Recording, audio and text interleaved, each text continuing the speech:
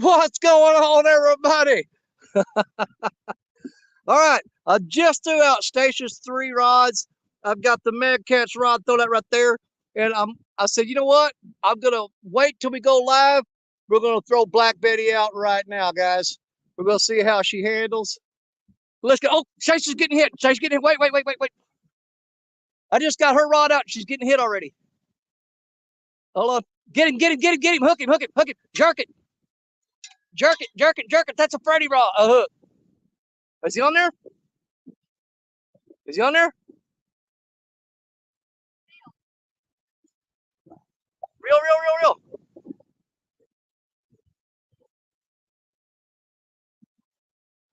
Hang on. You had a 3-way rig on there, so that sinker would get caught and break off. Did he get off? You think he did? Just real fast then.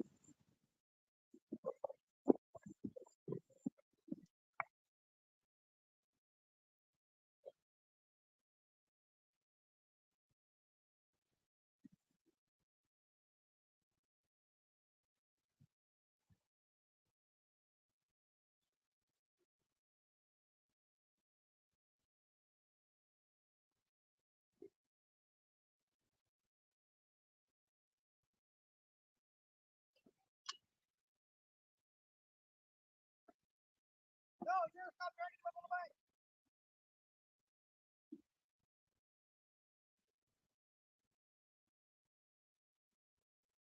All right, reel up as we go. I want to keep that sucker.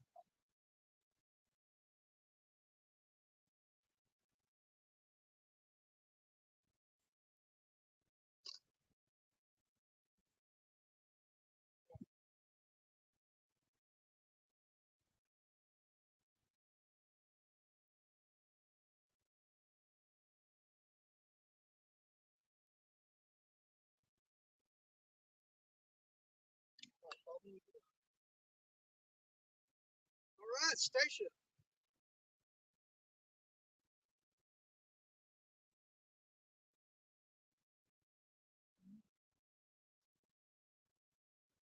Okay. I don't know if I had the camera turned the wrong way or not. Did I get that all? I don't know. All right, Stacia on the board right off the bat. I ain't even got. I've got 1 rod throwed out, and there she is. Now Stacia is throwing FOA gear. She caught that one on her Freddy rig with the little Freddy boogie beads, spinners, the Freddy hook, the Freddy. Now I'm throwing River Cat's tackle. So we're going to be representing both companies a little bit today. But she caught that one right there. God, that hook got on that orange Freddy hook with her Freddy rig. All right, roll it slack up. Hold it.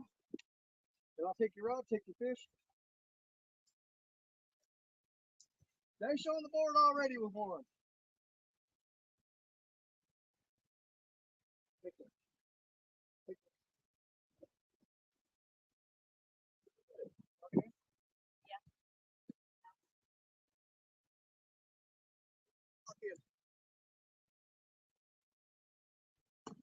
I'm going to say hold over here. This hold. That's locked in. Okay. Stacia going to start it off with a 7.68. 7.68.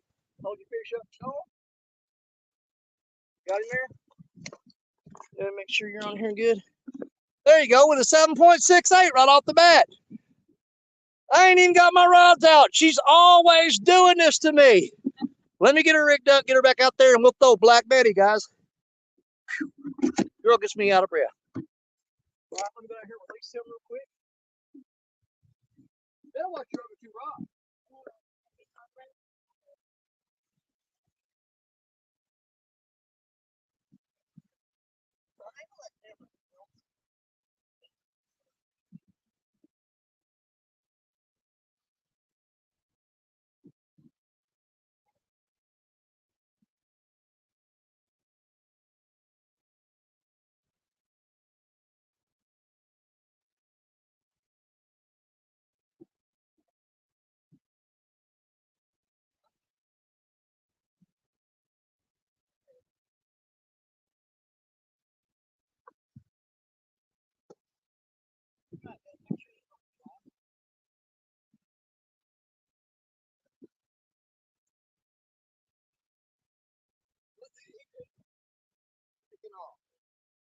this weight is designed to break off. Once this weight breaks off, then you control it.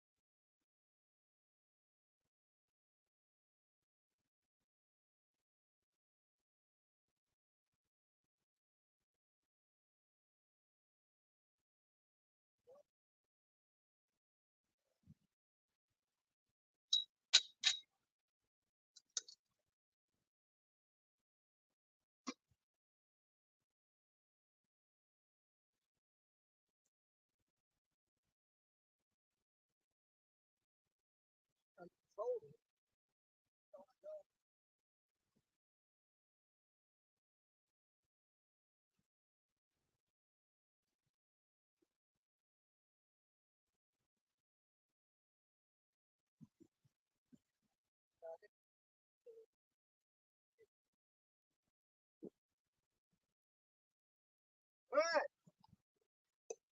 Man, she's always doing that to me. I can't even get my rods out because she's always pulling her crap. So, like I said, all right, Stacia is fishing. Her furthest rod down there is Sunny. That's her version of Black Betty. That's the 13-foot sunbeam. So Stacia has Sunny out. She's fishing with that. Sunny does have a River Catch Tackle Crimson hook on him. The next two rods she's got, she's using her Tony Harrison rod and that one, I can't remember what I call that other spinning rod. They both have FOA hooks on them, which she just hooked up that fish on an FOA orange hook. All of my rigs, all of my stuff right here, all have River Cat tackle. So all my rods have River Cat tackle hooks on them. We've got the new red hooks from River Cat tackle. They're on 3 of those rods, and I've got a huge, big old giant, whoo, it's a 10-aught hook with a giant shad head on there. Let me grab Black Betty. Let's throw her out for the first time since she's been repaired, and let's hope she don't fall apart. Are you guys ready? Here we go.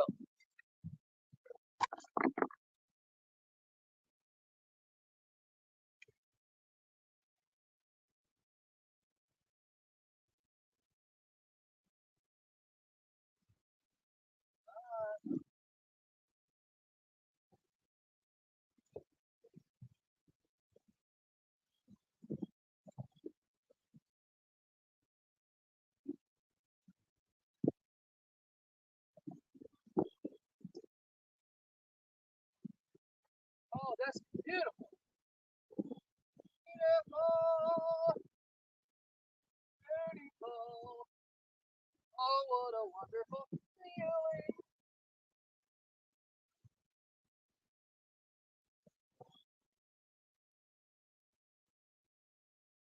Betty threw out just great, guys. That felt really good.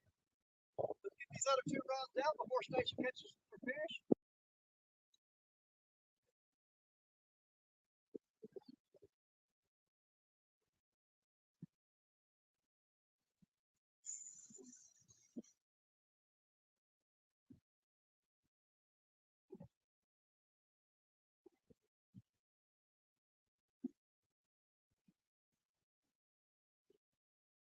one more rod to get out, guys. And we are throwing all fresh cut shad. We just caught a bunch of shad a while ago. I do have one frozen carp, so I wanted to make up one rod with a frozen carp head and see what happens with that.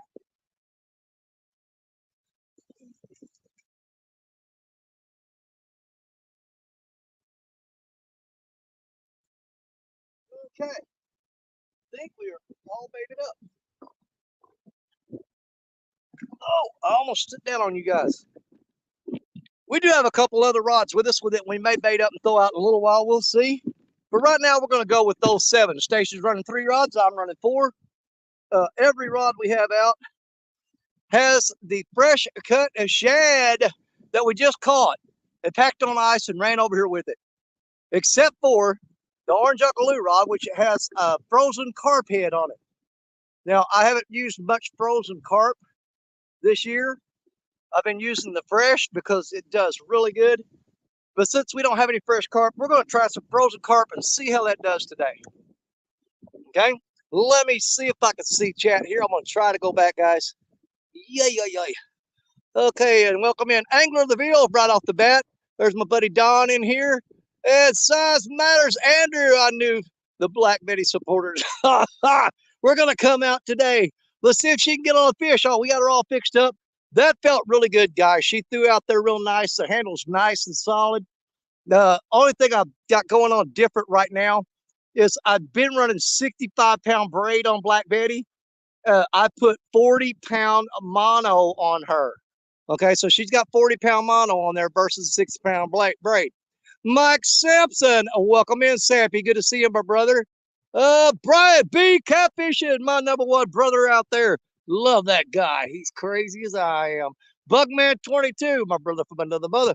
Love to see him every time. Josh, the weekend angler, one of the unknown river rats. He's informally a river rat, but he's he's gonna be what he's gonna be. Because we would advertise that Josh is a secret river rat more often, but he keeps sneaking off over to Ohio, so we're kind of flip flopping on him. Just kidding, Josh. We love you. You're a river rat. You always will be a river rat, brother. KY Catfish Chris, what's in? Welcome in. Pontoon Jody, I knew she was going to show up. Guys, we'll drop a link here in a little bit. If anybody's out fishing, you can come on up with us and hang out for a while, or as long as we're going to be here. Okay, let's go. Keep going. Let's keep moving. Let's keep going. Let's see. Ryan B, hit the thumbs up. Thank you, Brian. Appreciate that.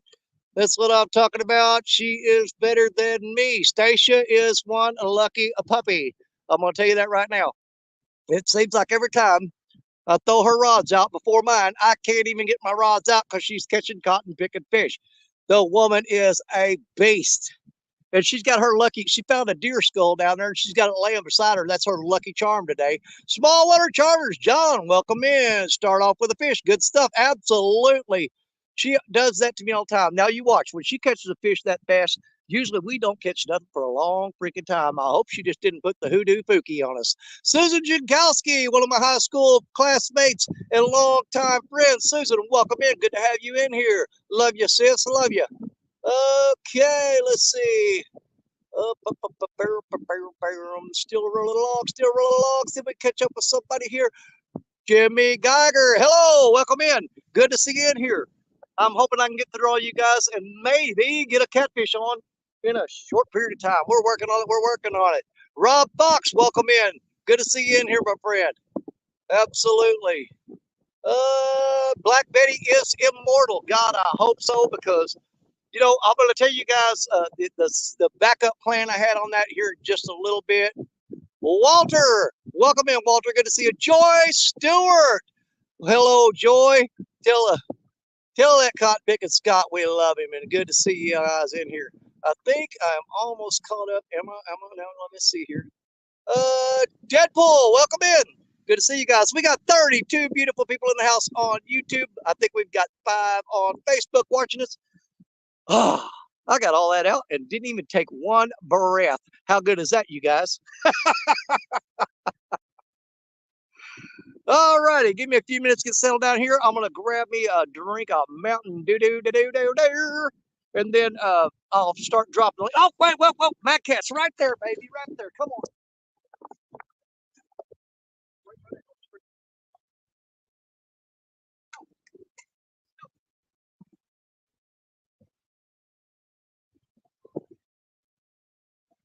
That was a good hit.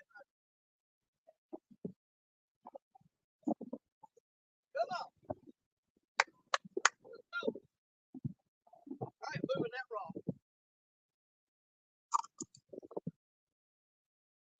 Let's keep an eye on that rod.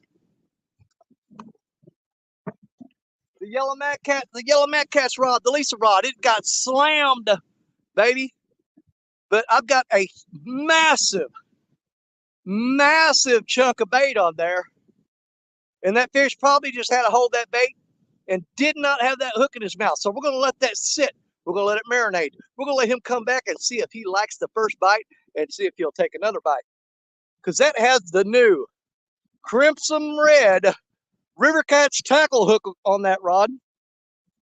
And as many of you know, the shad is a little more tender and not as a tough a meat as skipjack. And that is fresh caught. That fish was live about 30 minutes ago. The bait is.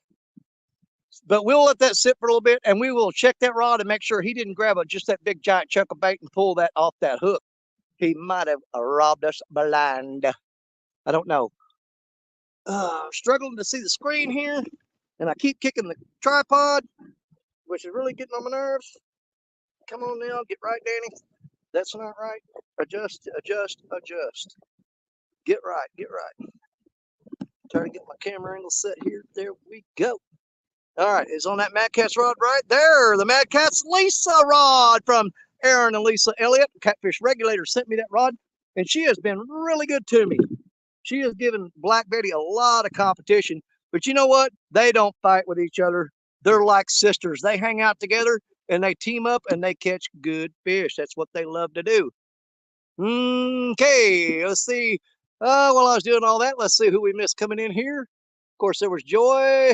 Good Lord, no more Mountain Dew, brother. You couldn't call it other than hell. Not what are you gonna get for it? 25. Jason Lamb, welcome in. Woo! Take a breath, Danny. Take a breath. And we've got Mr. Rogers. What's going on, buddy? Good to see you in here. Fantastic day, you guys. It's a beautiful day. The wind was blowing super hard a while ago. It is approximately 82 degrees here right now with a slight breeze blowing, and it's a little warm, but we're gonna tough it out. You know what I'm saying? We like it like that. We like it like that. Stacia loves the fall colors, and they're starting to come around. I don't know if you can see there. The leaves are starting to change. Her favorite time of the year. Absolutely. There she is down there, Miss Stacia. Stacia, come here. Let's see that shirt you got on there. Come on now, you ain't gonna trip on no rock. If you do, will it be a blooper of the year? Be a broke bone? Well, that's all right. We're not far from the hospital. I'll have a helicopter come down here and fly down and pick you up. All right, she's got on her damn River Girl shirt today with her pink Uncle Lou hat. Fashion show. Here we go. All right. All right, go watch your odds, girl. Catch another fish. You're one up on me right now, and I cannot take that. Not good. I am wearing my damn River Boys gray shirt.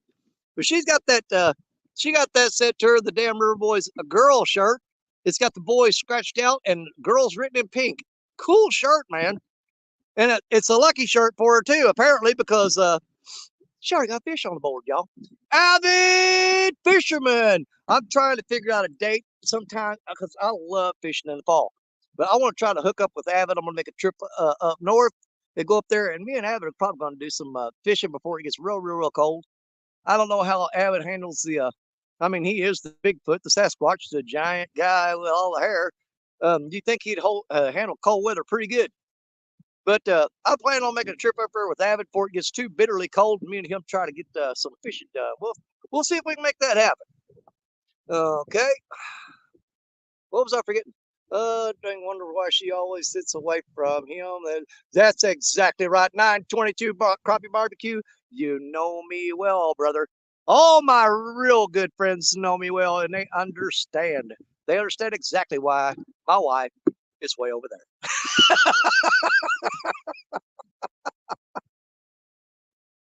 Don't you kid yourself, man. She's a wonderful lady. She puts up with my crap. She can put up with anything. Joe Ziegler, what's going on? Joe, yes, we have the two Mad Cats rods out with the, I got two real nice red Abu Garcia reels on there that I'm going to mention every time I get a chance because Joe sent those to me and I love those reels, man. They are amazing. Of course, you know, I am a huge Abu Garcia fan. So to get those from Joe was an absolute blessing. And Joe, they work great, brother. You know, I did, you sent them to me and told me you need to clean them up and do a little work on them. I did a little maintenance on them, and dude, they work like brand new. Love them, love them, love them. What was I going to do? I was going to get a Mountain Dew. Let me go over there and grab that Mountain Dew, get that Mountain Dew, come back over here, and we'll watch these rods for y'all real quick. We're going to go.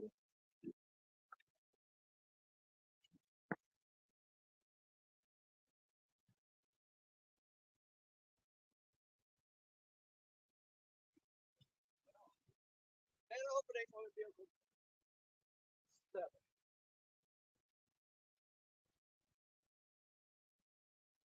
No, they're going out there to catch the hawks.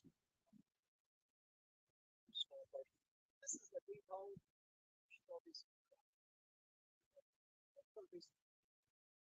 What's that there?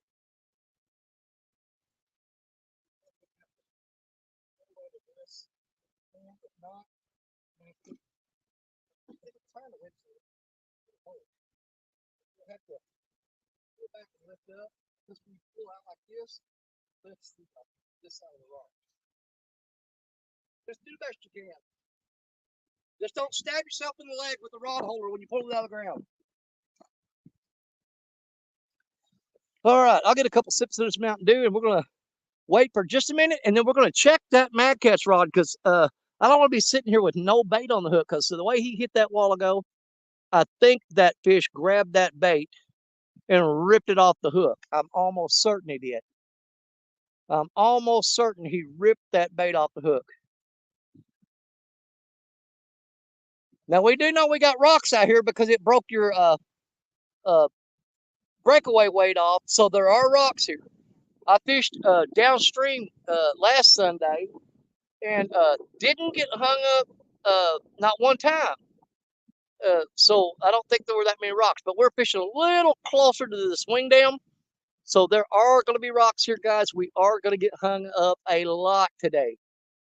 We don't want to. We don't enjoy it. But that's where we go to try to get on these fish.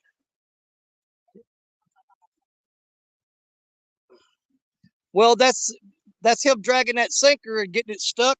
And when the sinker breaks off, then you're on fish.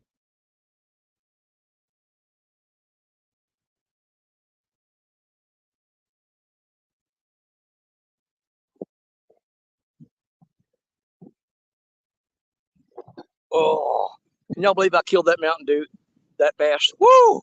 That went down quick. All right. It's hard for me to see the screen, but I'm going to do the best I can. Let's see what we got going on here. How's Black Betty doing? Black Betty is right there so far, guys.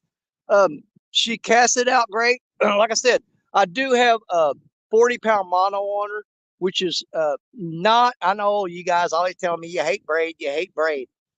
I prefer braid on Black Betty. Usually about 65, 80-pound braid is what I run on her. Whenever I got to rigging her up last night and getting her ready to go out today, I got to looking through my boxes and my bags and my stuff, and I said, I cannot believe this. I do not have any freaking braid, but I got a whole spool of Berkeley Big Game 40-pound, the green line. And so she is pulled up with that 40-pound Berkeley Big Game. Like I said, all these rods right here in front of me, these are all running River Cats tackle hooks, baby. I've got the 10-aught River Cat tackle hook on Black Betty. The other three rods are running the brand new red Crimson hooks. We've got those on there. Stacia is down there. She has got on her first two rods that you see there closest to us. They are running all FOA gear on them. That's what she just caught that fish on, was an FOA hook with FOA spook and boogie beads and all that. So she got her first fish on the FOA hook that she had out there that Freddie sent to her. On her last rod down there, she said, I've got to have some. She goes, you're not going to run all the River Cats tackle and not let me have any River Cats tackle. So on her last rod down there, that 13-footer, she does have one of the new red crimson River Cats tackle hooks on that. And it's got a big giant shad head on that rod, guys. So if she gets on something big, this is going to be fun because that rod is as limber as a willow limb. It is going to be a sight to see if she hooks up on something big with that rod. It's going to be fun. She'll be screaming and she'll be yelling at me and she'll be having panic attacks, but we're going to get it done. Okay. I think that's got everybody caught up on everything. I have broken braid, mono, steel leaders. Who cares? Exactly. Dude, I mean, I've caught a lot of big fish on braid. And here's what I noticed right off the bat. They asked me, why do you run braid on Black Betty when, you fish the rocks?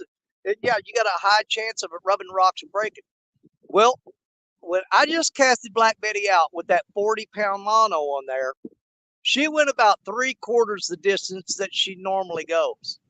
Now, if I had braid on there, I could go out another probably, I don't know, 40 yards further by casting it with braid versus the mono, which slows down through the guides. It's got a little bit more wind resistance on it, and it just doesn't go out there the way I want it to. The mono doesn't. Not knocking mono, it's a great line. I use both. I use mono on my bait casting rods, and I use braid on my spinning rods. I told Stacia, I hope she didn't do what she always does. We turn on the live stream, she catches a fish real quick, and then we don't catch nothing after that. It's just like, boom, done. One and done. We're hoping we don't do a one and done show today, guys. I'm going to go ahead in here and let me see here. There's River Cats tackle. What's going on, John? Good to have you here. We've got one fish on the board right now. I had a hit on one of my rods a while ago, but I think he just had to hold the bait and he might have robbed my hook. He might have got the bait off there. We're going to check it here shortly and see what we got going on. I've got line slack as a dog's tail down here, just dropping down where I'm caught in that cross current. I ain't liking that at all. We're in a huge eddy here, guys. If you see that swirling water out there, okay, that is a pretty deep hole right there, pretty deep. And it's got a cross current eddy where it's just kind of boiling out there. It's boiling like crazy. And we're throwing right smack dab in the middle of it. It's like a hurricane in the water. You know what I'm saying? Everything's flying everywhere. It's just crazy, crazy, crazy. But right now we've got fresh bait on the hook, so we're going to see if we can't get something going. I am going to check that Mad Cat's rod in a minute and make sure we still have bait on there here shortly. Let's see. What do you say? Freeze to death at the creek or stay in the garage. I'll take freezing to death. If it's about fishing, I'm going to go out there. I don't care how cold it is. Sometimes I'm miserable, but when you hook a fish in, when you get a fish hooked up, is when it's real cold like that. Get your heart to pumping, gets that blood to moving, and man, you warm up real quick. The trick is, so you don't want to freeze to death, is to catch a fish. That'll save your life. Catching that fish will save your life. Okay. I'll look back. That hit, Mad Cats.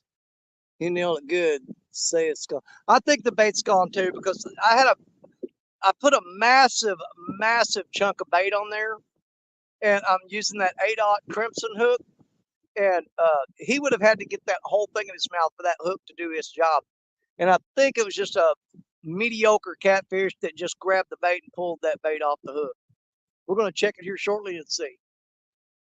I always like to give it a few minutes because, see, there's a lot of rocks out there, guys. And when you start reeling in, you run a high risk of losing your rig. So we reel in as little as possible here. We try not to reel in if we can help it. Because 9 times out of 10, you're going to wind up retying a rig just because you reeled in.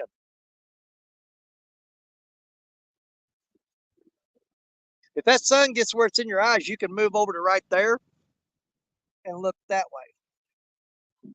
You good? Okay. But of course, I can see your rods anyway, so if one starts going down, I can tell you.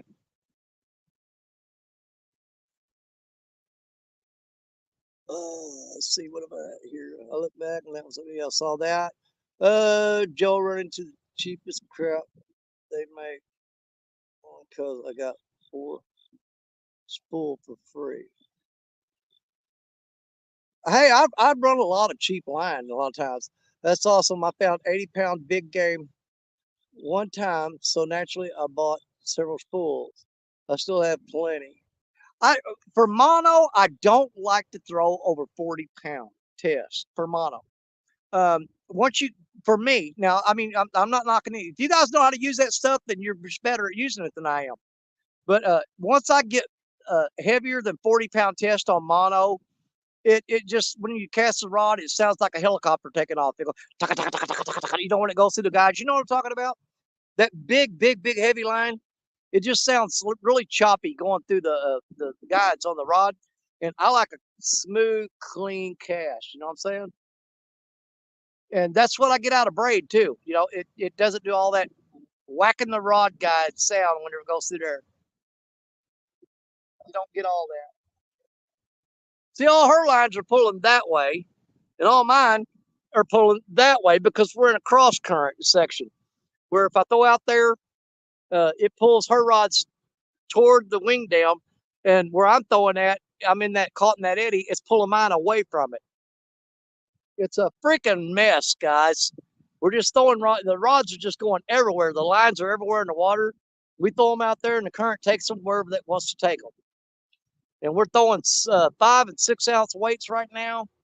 I would beef it up a little bit more, but to be honest with you, I like that bait bouncing around on the bottom and looking for them catfish. If it moves around a little bit in the current, that's fine. I'm fine with that. I'm fine with that. Generally speaking, that what'll happen is that it'll drag along the bottom until that weight gets hung up in a rock, and then you're going to sit there and wait for the fish to find the bait.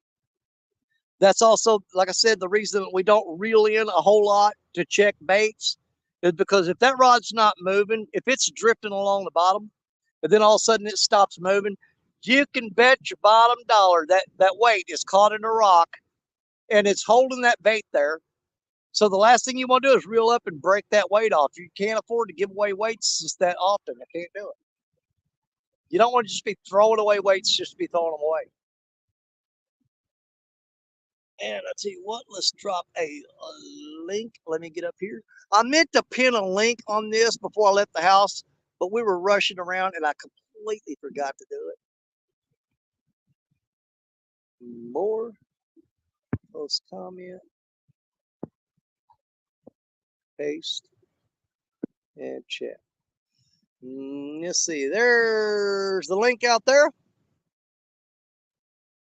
Whoo! Okay. Man, that caught pick of grasshopper hit my hand. Stacia, you might want to keep an eye on Tony. He just got tapped. That's our Tony Harris rod right there, closest to us. He got a little tiny tap on him. Something is sniffing around that bait. It may be just a small channel cat there or something.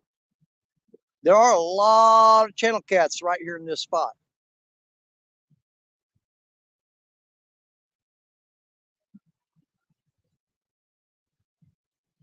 All right, I'm going to go ahead and check the bait on that Mad Cat's Lisa rod.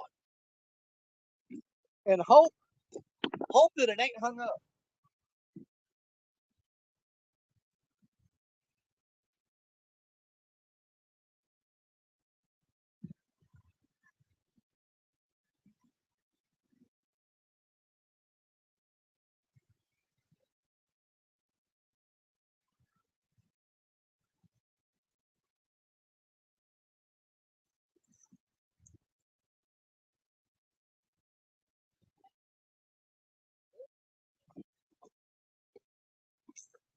All right, the bait is still on there.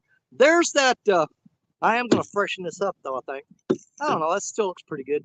He knocked the scales off of it right there though. But guys, there's that River Cat's tackle, the red crimson hook. I don't know how well you guys can see that. That hook right there, man, that thing is, I don't want to play with it too much. Let's think it's pretty sharp. But you know what? That bait still smells like shad. Still looks like good fresh bait. We're going to get that back out there.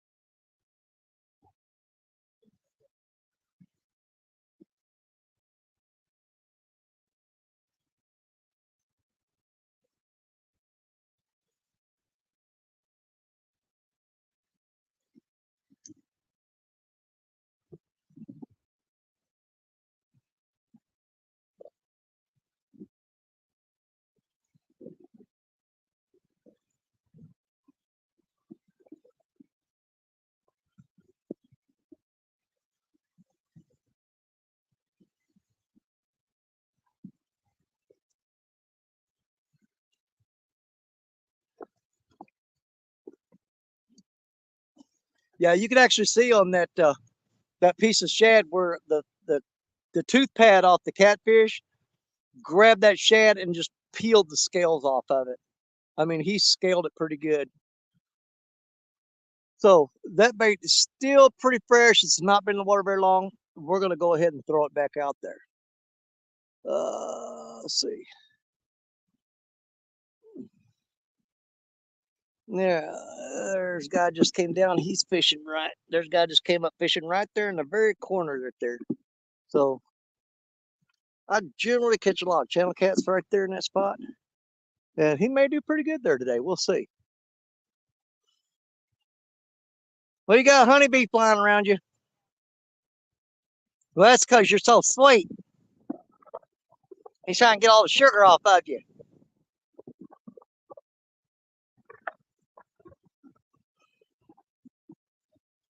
Let's see. Buck Williams, welcome in. Martin! What's going on, Martin? Stacia has one fish on the board so far. I've had one good bite and no hookups. So we're working on it. We'll see if we get it go. Guys, we are fishing at the worst time of the day.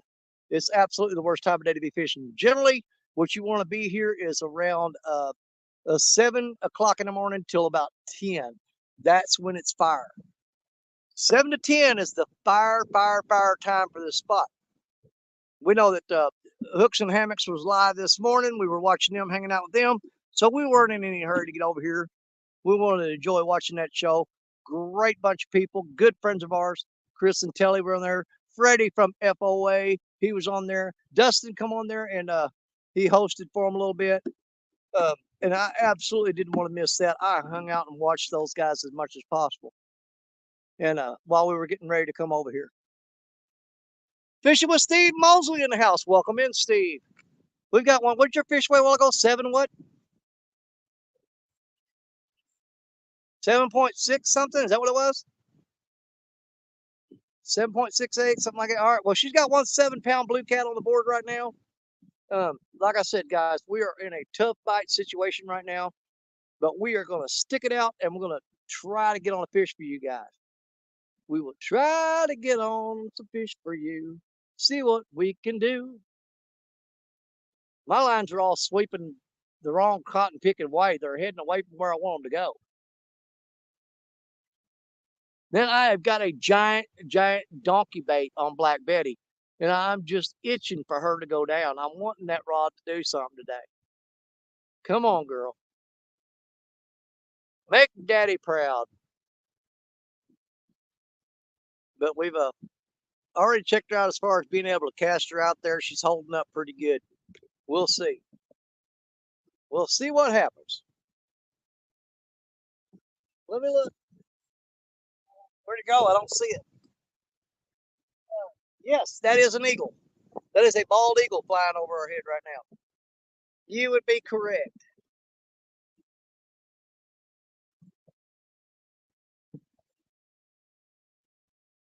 Stacia, tighten up on that slack a little bit on your center rod. Yeah, see it drooping? Yeah, take some of that slack out of there. Just reel it up just a little bit. Don't lean against that rod holder, you'll fall. Yeah, that's a little better. We'll see how that does.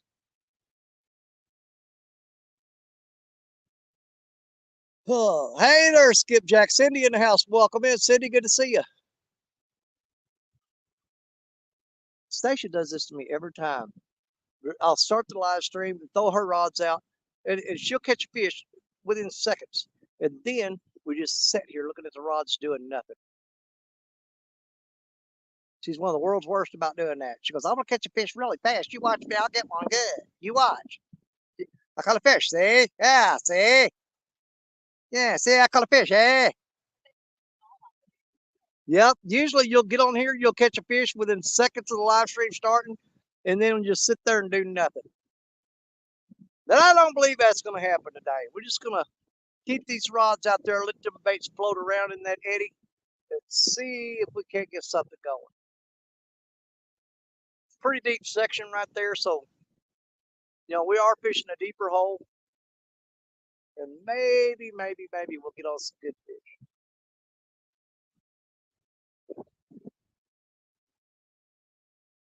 We definitely got this hole covered though, because we got rods all over this thing. There goes my cotton picking. Fishing and cooking with Mike Chavez. Mike, what's up, my buddy? He says, get it, Stacia. She is a superior angler. Shut up, Mike. Hey, Mike, you want to taste a knuckle sandwich? Taste.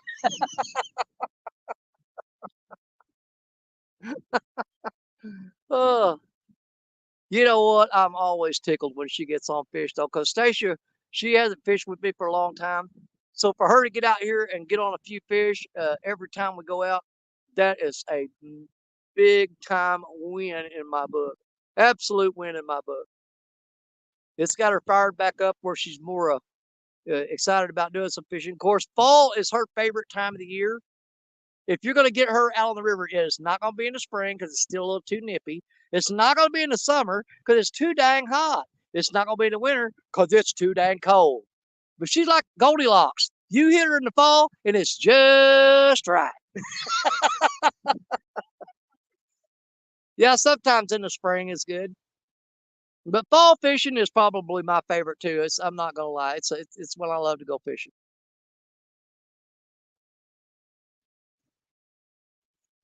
I was gonna say a while ago we could throw out one more rod, but if you got 7 rods out and they're not biting, one more rod's probably not gonna make that much difference. So we'll run with these 7 and see what happens. And the sun is getting where it's right in my face. There's Johnny Smallpepper. There's Johnny Smallpepper, one of the hottest guys on YouTube. Man, I don't know how he does it. Oh my God. The guy is, man, something else. Let's see. Is Fishing Fever in here? Freaking Austin. Well, there goes my luck. Austin, love you to death, brother. Thanks for popping in here and hanging out with us. Hello, Danny, Station Chat, driving and listening. Any fish? Stacia caught a fish 5 seconds after we started the live stream, Austin. I had 1 rod thrown out. I threw her 3 rods out, and I've got 4 rods set up. I threw my first rod out, and I turned around and she had a fish on. By the time I had 1 rod out, she had a fish on. She did the same thing to me she always does. Man, I am just thirsty as I can be. That Mountain Dew, I chugged that thing real quick and it didn't do nothing for me. I need to drink me some water. I think. Man, we could sure use another takedown right about now. It'd be great. We know we got fresh bait, so I may take that carp head off that I got on that Uncle Lou rod and switch it out for a skipjack head and see if that makes a difference.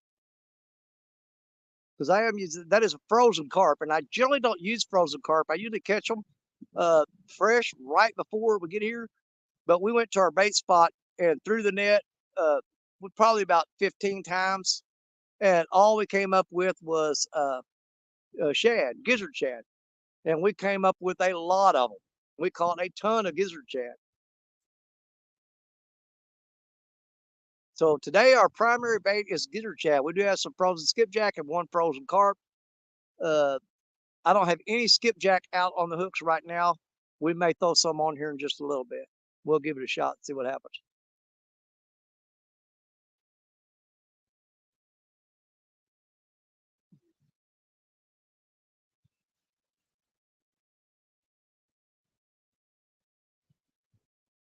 It's definitely slowed down it's slowed down here at the levee. Fish are refusing to bite. Oh, how I wish for a takedown and a really good fight. Let's go, fishes. Come on now. Everybody's here waiting on a fish. Let's go, let's go, let's go. Let's see, Fishing the Dream, welcome in. Good to see you, good to see you. Stacia's caught one fish so far. She caught it in about uh, maybe a minute into the live stream. I don't know, 2 minutes, something like that. I don't know. Well, anyways, I threw out her 3 rods and we went live and I threw out my rod. One of my rods, I had 4 rods set up. I threw out one of them. And by the time I got that rod put in the rod holder, she had a fish on.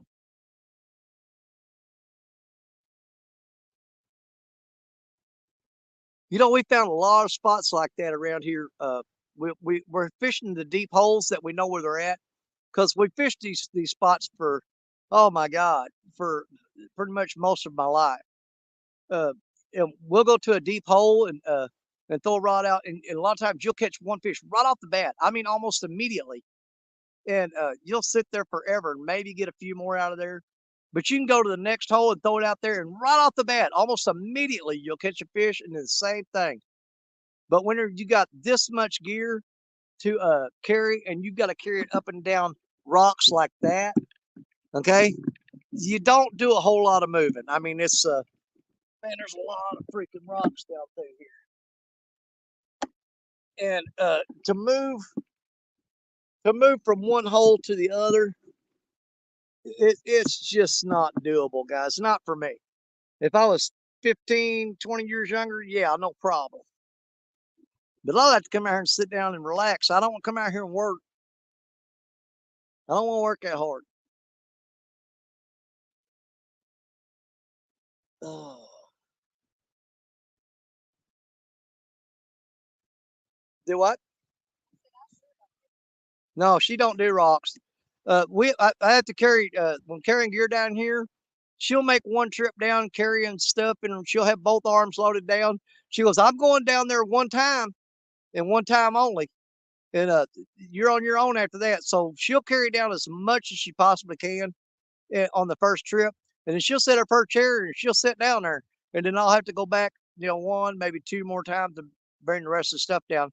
But I don't want her climbing up and down them rocks like that because I worried that she's gonna fall and get hurt. Because if she falls and get hurt, I can get her out of here no problem. But if I fall and get hurt, it's gonna be a lot harder for her to drag my fat butt out of here. Buck Williams, welcome in. I think he might have been already in here. Let's see. George the Singing Phenom. Blah, blah, blah. Come on, fish.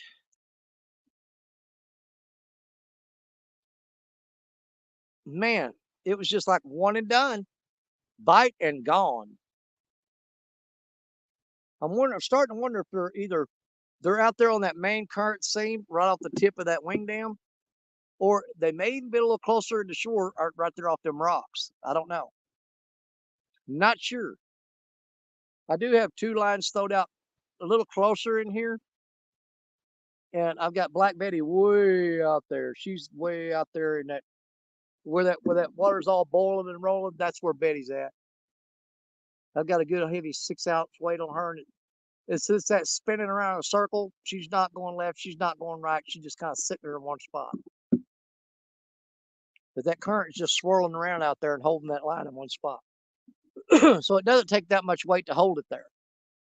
Now, if you throw it to the left or right of that, where that eddy starts to break up and the current comes in and out of it, then your line will sweep either to the left or to the right.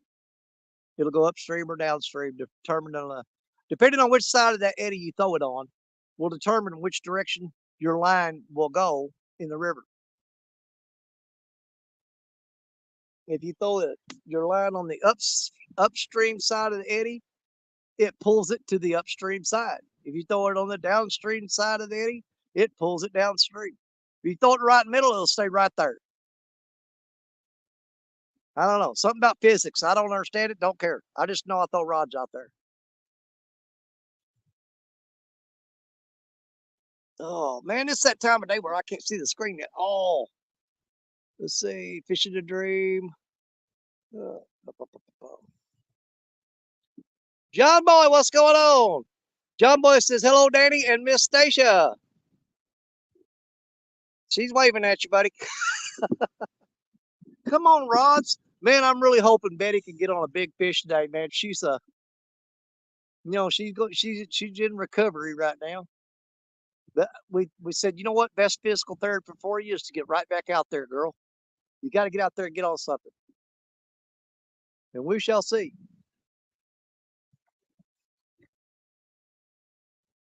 We may be going live with Jerry Parker later tonight. I don't know. I'm waiting on to hear from him. He had to work last minute, kind of emergency deal. But if I go live with Jerry Parker, I'll have to take a break and run Stacia to the house because she does not do night fishing in the when the nights are cold. She don't have no part of it. She said, "No, thank you, sir. No, thank you, ma'am. I'm out of here."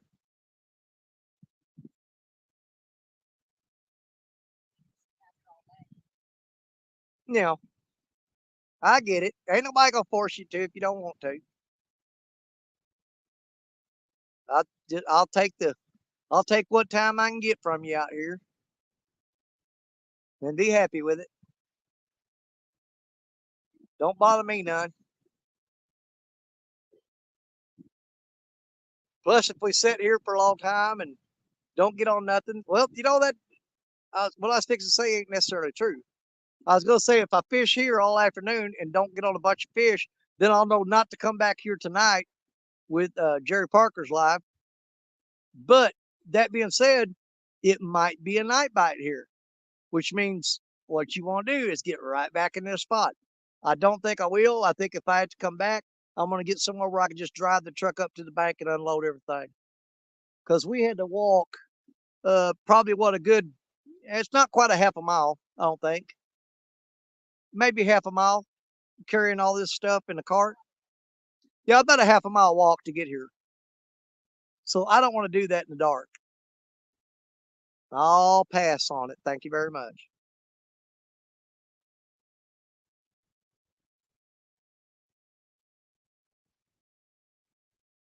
Yeah, I hate it when them fish do that. You first get to a spot, you throw out a rod, you catch a fish immediately, and you think, all right, man, it's going to be on. It's not. They do that to us every time. They're fast out of the gate, but boy, they just shut down after that. I think he does. I think when you turn that fish loose, he runs back down to the bottom and tells everybody, no, don't eat that bait or don't eat that fish. It's got hooks in it. He said, I know. They just grabbed me and pulled me out of the water and threw me back. So everybody stop eating. The fish run down there and tell each other, stop eating, stop eating. They sure do. Are them lines crossed? Which one's going where? Eddie swooped down right there. I'm trying to look to see. I think them lines are crossed. I don't know. I bet you that Uncle Lou rod and that blue Mancat's rod right there are hung up in them rocks. I bet they are. I almost bet they are.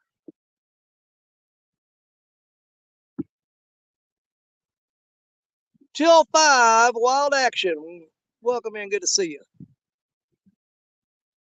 I'm trying to spot you guys as much as I can. Is that a pair of crows? What is that? I think it might be. No, that ain't eagles. I don't know. Well, crows usually don't fly like that. Oh, those are eagles. That's a pair of eagles then. Here they come back. Yeah, that's a pair of eagles. Nice. Real nice. I think they flew right over us too. Eagles are usually good luck. We'll just have to see. Maybe they are, maybe they ain't.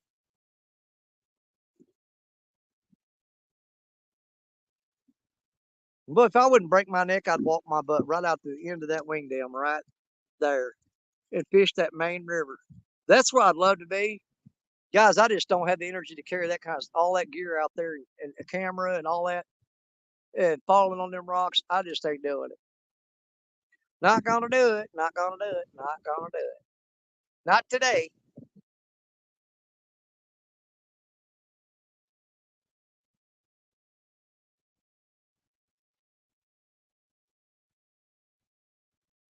I'm trying to remember exactly where I threw your rod. What are you eating? Pork rinds?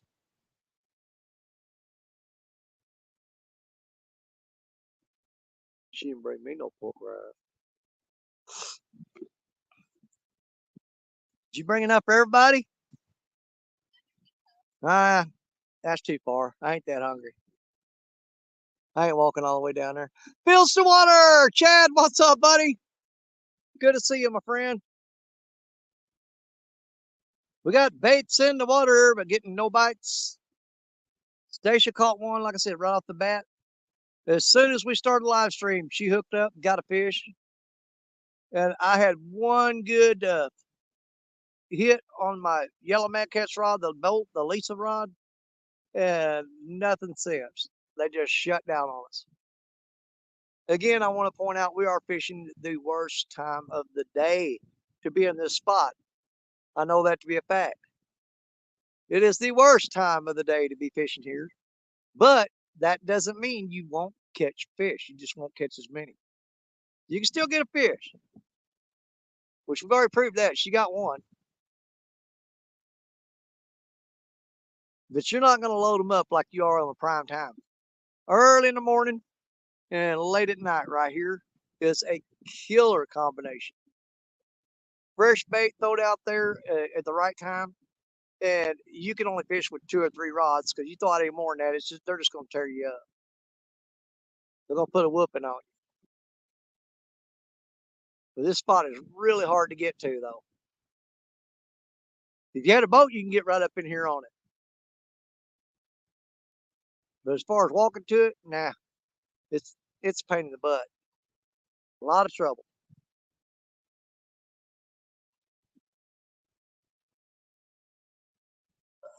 Let's see. Phil Stillwater, hello, driving steel. Brian B, catfishing member for 11 months. There's my buddy Brian B. What's up? I'll try to read what that says down there. 1 month and you are on me. Anniversary dinner. 1 more month and I'll have my anniversary dinner. Yeah, I can't see it well to read that, Brian. I think I read that wrong. Not sure what that said. It said something about you's going to buy me an anniversary dinner or something. Let's see. Who is that? Chad Thomason. Welcome in. You might have already been here, guys. I'm struggling to see the chat, but we're giving it our best. We're giving it our best try at it. Good Lord, Stacia, what happened? You caught one fish and just ran the rest of them off? What did you do? What did you do? I hate it when they do that. The one hit wonders. One and done. You did that in the cotton picking couples tournament too. You caught one fish right off the bat, and then we fished the rest of the tournament, and I finally got on a little bitty flathead. And that is all we caught during the couples tournament.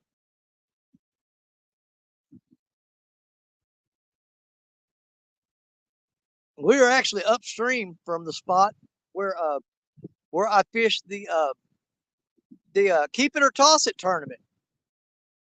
We might have came too far upstream, guys. We should have went to that spot because it was fire there that day. I caught 2 fish back to back within 2 minutes. And that's the spot we probably should have went to.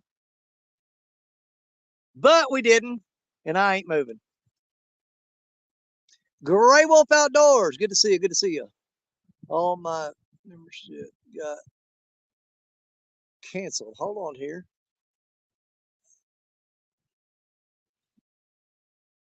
Let's see. Fishing to cook my. I had the place bank card. All my memberships got. Oh, okay. It happens. It happens, Mike. Man, I'm gonna have to drink me. That soda didn't do me a bit of good. I might get me a bottle of water. That's what I need. Man, come on, fish. Let's go. Let's try dropping that leg one more time.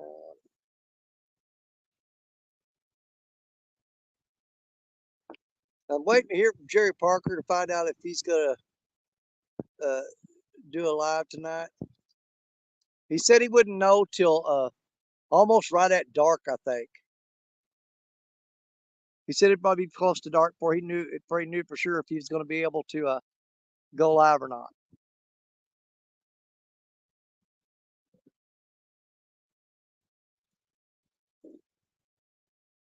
You know, I almost bet you if we had carp out there, we'd done caught way more fish. That fresh carp does way better right now.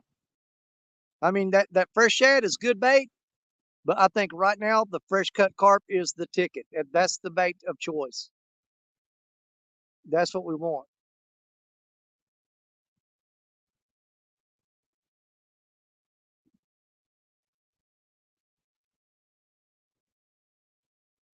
We need some fresh cut carp, but we're gonna have to make do with this shad we got. Which is kind of odd because shad is usually a killer bait for me on the Mississippi River. But you know, wintertime, absolutely, hands down, I'm going with shad. In the winter, I'm going with shad or zombie carp. That's my two choices in winter. Fresh carp in the winter, not so much, but zombie carp, yeah.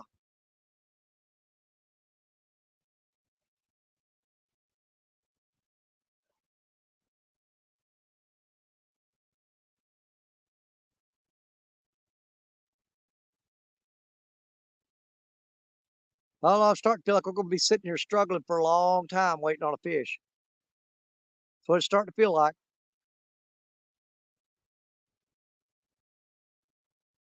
Oh, what do we got there? Let's see. Martin UK International, member for 9 months. Thank you, Martin. Appreciate it. Forget dinner, coffee. Will do. Martin, we'll have a cup of coffee together at CatCon, brother. I promise you we will. We surely will. So there's Martin UK.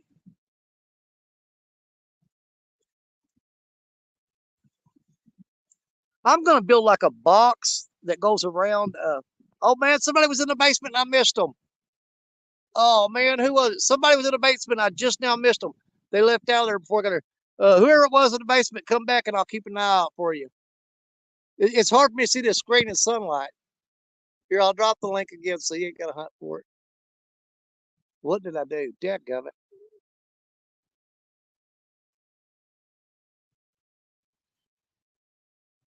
There. There we go. Whoever that was in the basement, come on back. I missed you. I'm having to hold my hands up over my bill of my hat like that to see the screen. It's going to be the man himself, Mr. Abbott. Hey, Abbott, what's going on, buddy? Not much. Put me in the background. Put you on solo. All right, brother, we can do that real quick. Martin says, member for 9 months. Forget dinner. Coffee will do. Okay, fine. Hey, I will get him a cup of coffee at CatCon. Brian B said earlier, 1 more month and you owe him anniversary dinner. Yeah, I saw that. I was trying to act like I didn't see it. Since I got my new truck, I can drive down there to where you're at. Yeah. Hey, if you're coming down sometime, let me know, man, and I'll get Richard and Jerry and we'll if we plan it out, we'll get everybody together on that day. Yeah. We might even meet you halfway right there. I think the halfway point would probably be close to Jerry Parker, and we can all meet up there and fish some of Jerry's stomping ground. Oh yeah, that'd be good.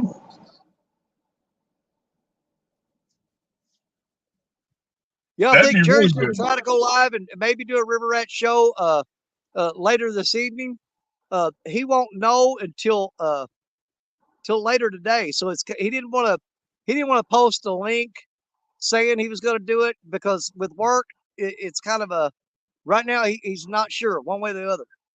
Trust me, I know So how Jerry feels with work. yeah, Overwork, underplayed. I went fishing yesterday with wind gusts up to 25 miles an hour, and trying to cast bait rods out and get bluegill was a pain in the butt. yeah. Well, we had pretty good wind blowing here, but it's just about died down to nothing now.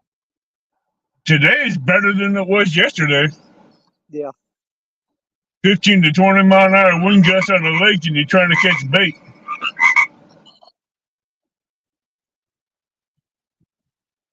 That's a pain in the butt. I did manage to catch bait though. There you go. Yeah, we stopped at some of the bait spots that I used to go to and through the casting net. And we've been getting a lot of little carp out of there, smaller carp, 8, 10, 12 inches long. Right, I have to I get threw another that net, cast net. threw that net today. And all I could come up with was shad after shad, big gizzard shad, 8 to 10 inches long, which, is a Yeah, great bait. But yeah, it's a great bait, but they've been biting strictly the carp lately. Danny, when I come down, we'll have to get Jason Lamb to come down with me because he's an excellent fish. He catches big cats. There you go. John Boy's Catfishing. Hello, Jason Lamb. Welcome in. He'll travel anywhere he can to catch cats. Jason will. That works for me. You tell him catfish are biting, and I tell you what, he's gone. Hey, Mike's Fishing Home. Welcome in. Is it Mike in here? Man, I ain't seen Mike in forever. What's up, my brother? Man, I've been missing Mike. I haven't seen him around much.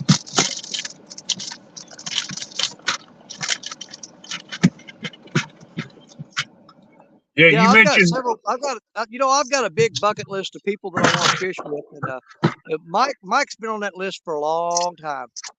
Hey, Mike's Fishing Home. He's a cool dude. Yeah, he is. I've met him twice, and I tell you what, he's a cool dude. Yeah, I know you guys fished together a few times, didn't you? Yeah, they say Mike's short. Mike is only maybe an inch shorter than me. And I'm 6'3". Really? I would have never guessed that. I thought Mike was probably, maybe a little bit taller than me, but not much. I would have never guessed he was that tall. Mike is over 6 foot. Wow. I would have never guessed that. I was surprised when he stood next to me, and he was shoulder to shoulder. Yeah, I was figuring Mike to be about 5'10", 5'11", maybe. No, he's well over 6 foot. Don't let it kid you. He's a tall dude. Yeah, but hey, we're gonna have to get you, me, Mike, and Jason Lamb and everybody together one weekend and just fish. Absolutely. We're probably going to do sometime. I'd like to do it next fall. I don't think we would have time to get it all together this year, especially. I can get a meet and greet together for next spring. I would like to get everybody back up to that Trail to Your State Park like we did this year, and have a meet up on the river there, and everybody fish. No, is that first come first serve up there to Trail to Yours? Over there. Danny, do what? What is that first come first serve campgrounds up there? You could do reservations. Because I always reserve a campsite just to make sure that I never risk just driving up there, and hoping there's an open spot. Right. Can you send me the link to that place? I can do it later. I don't know how to do it right now. Yeah, just send it to me later. Yeah, I sure will. Because I'm looking for a new place to do a meet and greet at. That's a great spot, man. I absolutely love it there. I mean, your campsite is right there on the Mississippi River, man. That's what I'm looking for, is a campsite that's right there on the river. Oh, yeah. Well, that's it. That's the one you're looking for. Other than the Kaskaskia Lock and Dam, that's right there in the river too, and you got above the dam and below the dam, and you're only maybe 3/8 of a mile from the Mississippi. Yeah. Jason Lamb knows that spot. Parker knows that spot. Yeah. But I love the Kaskaskia because that's where the Illinois State Record Flathead came out of.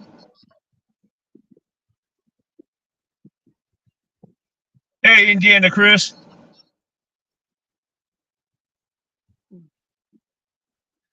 Hey, Chris, how's it going, buddy?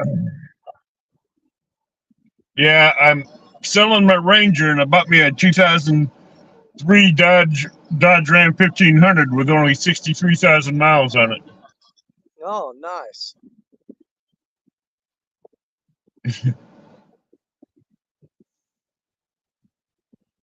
And it's been doing good.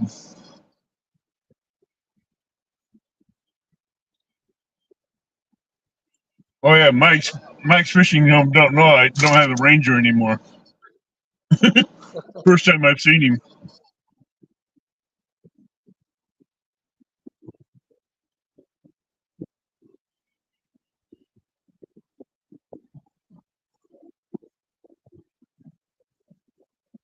And I don't have no payments on a Dodge. There you go.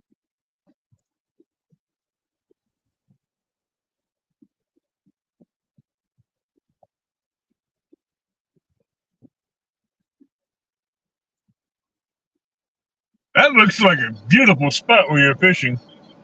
Well, it is, but you got to be here at just the right time when if you are, it's on fire. But because I tell you what, but what I see, I'd almost say you would be, if you had the right baits like carp, skipjack, shad, and bluegill, you should be able to catch some big flatheads and blues out of there. Oh yeah, there's some big cats in here, but they have a very small window early in the morning and a little bit bigger window late at night where Yeah. man, you come here and they just turn on like a light switch and just go crazy. But Yeah, but during the day, you got pick one off every now and then. During the day, you got those channel cats that's being annoying and biting every bait that comes in there. Yeah.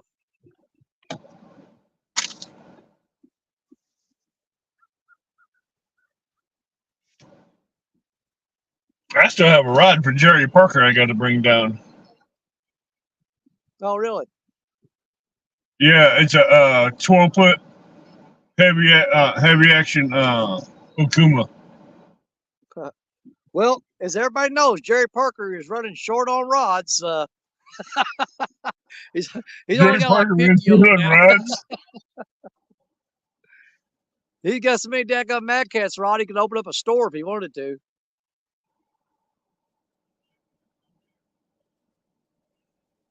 Mike's fishing home took home a Okuma 12-foot heavy action rod I gave him. There you go. Man, I love that. I've got a 13-foot Okuma Tundra, and I hardly ever use it anymore, but I need to get that thing back out of storage and start putting it back out on the water a little bit more.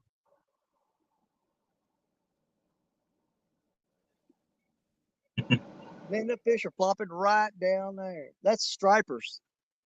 922. If you can't find channel cats, I'm sorry. He told me to shush. He can't find any. He's not able to find any channel cats. I haven't caught as many channels on the Mississippi this year as I normally catch.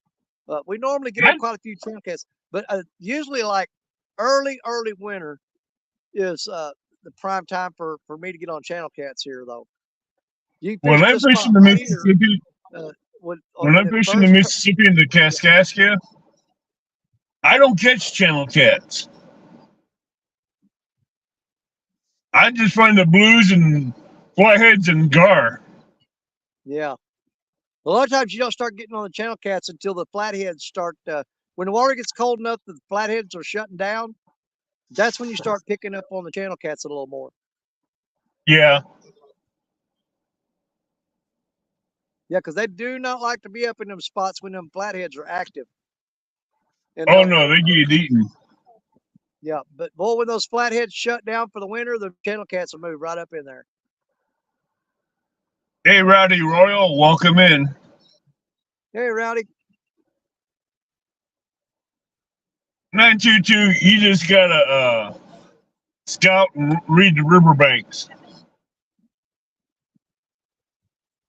You're not worthless. Yeah, a lot of spots I fish on the Mississippi, it's been trial and error that I fished for, well over 45 years. I fished this section of river, and a lot of it's just knowing, that I fished that spot before. Did I do any good there? How Right. often did I do good there? Was it good quality fish or was it small fish, whatever? And you just kind of bank that in a little logbook in the back of your head, Right, but if I'm going to a new riverbank or something, I like reading the riverbank and the current. Oh yeah. Because they'll both tell you what's underneath the water and how it's acting and reacting with the bank.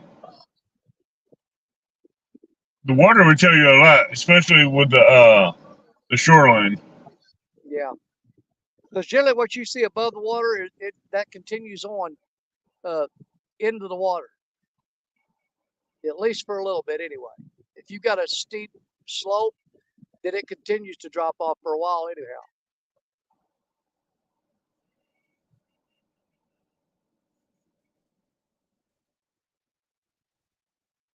I do not know that question, Indiana Chris.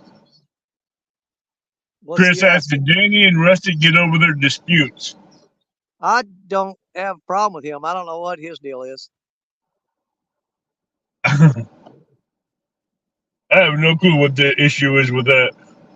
I couldn't tell you anymore.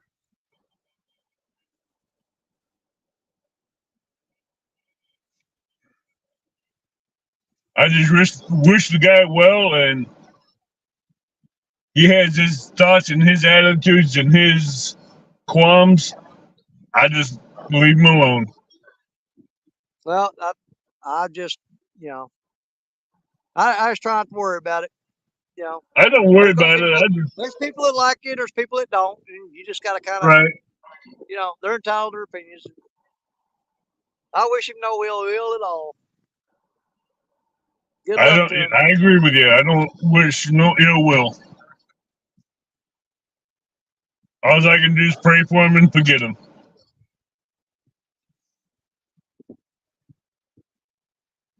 Yep. Anytime I hear, I go, I'm either fishing or I'm at work. And whenever I'm working, I'm concentrating on work. And when I'm fishing, I'm concentrating on fishing. Everything else just doesn't really matter. Exactly.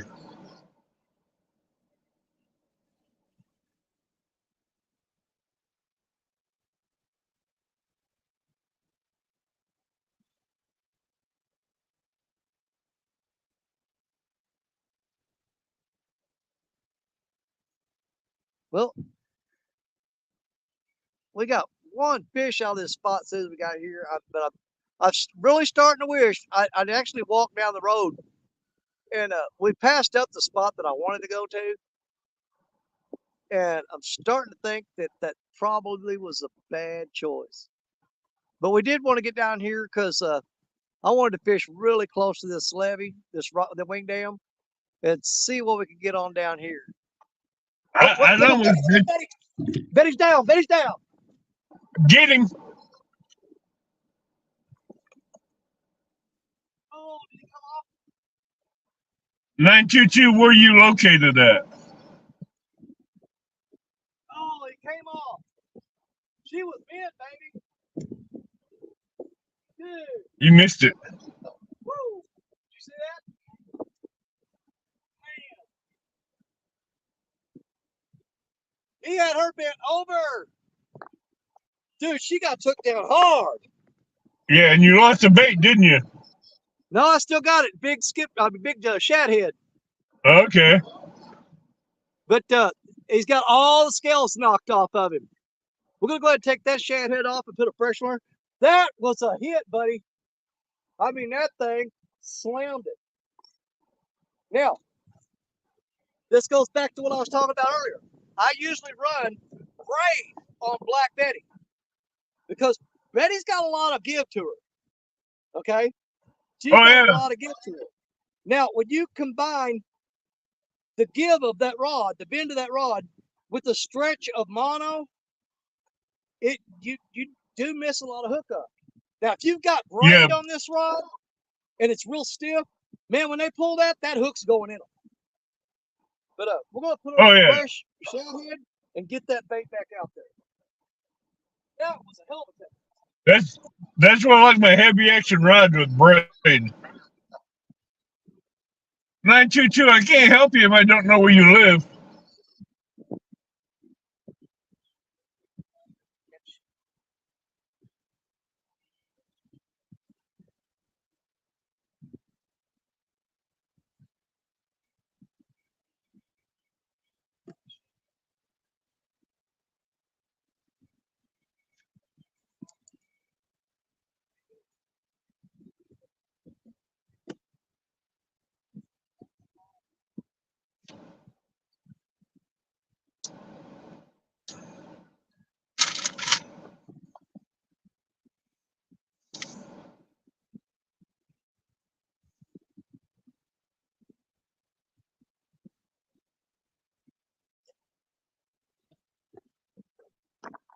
All right, we're going to downsize that bait just a little bit because that's the second time today that I've had them get a hold of the bait and they didn't get a hold of the hook.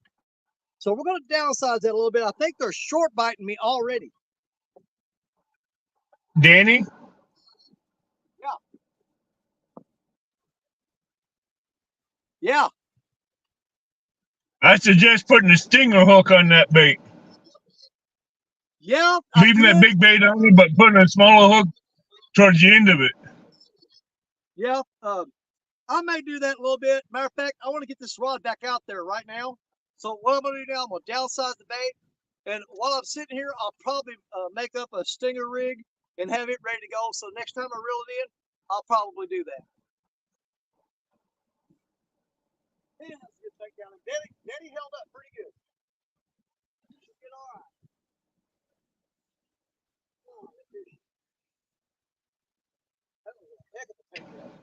On 922, so now you're saying you're slow. Okay. Hello, Joshua Perham.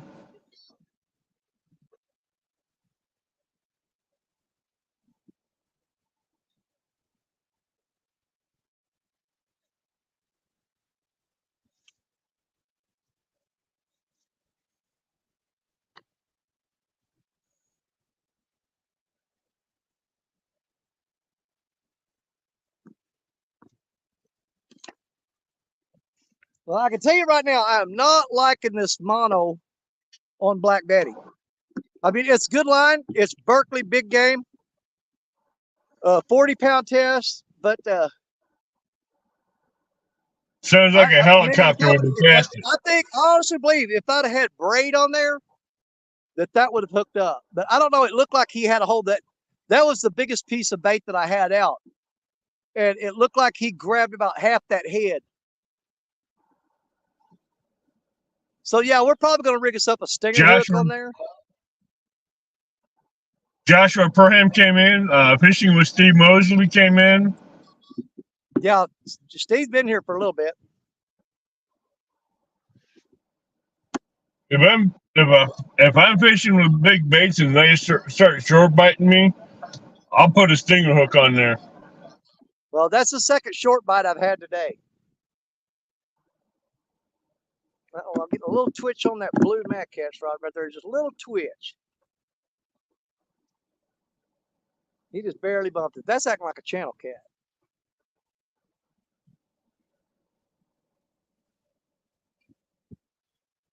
I don't want to hear that turtle word. Don't even say turtles. No, don't I don't say turtles. Angelina will come in. Yeah, I did see a turtle swimming around right up in that slack water in that cove right there on that wing dam. Yeah, there's a couple turtles swimming around up in there, but we're not fishing anywhere near that spot. We're throwed way out there. Hello and welcome in, dirty fish.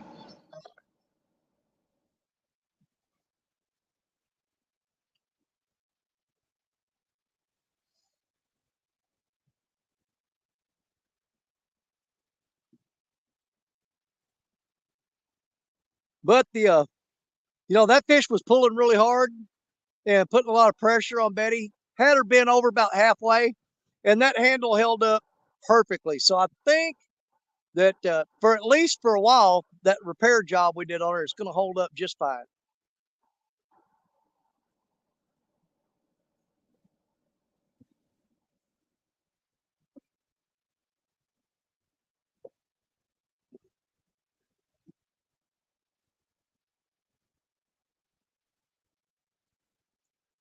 Hey, Maurice Cason, welcome in. Razorback Man, welcome in. Yes, absolutely. Nice to see you.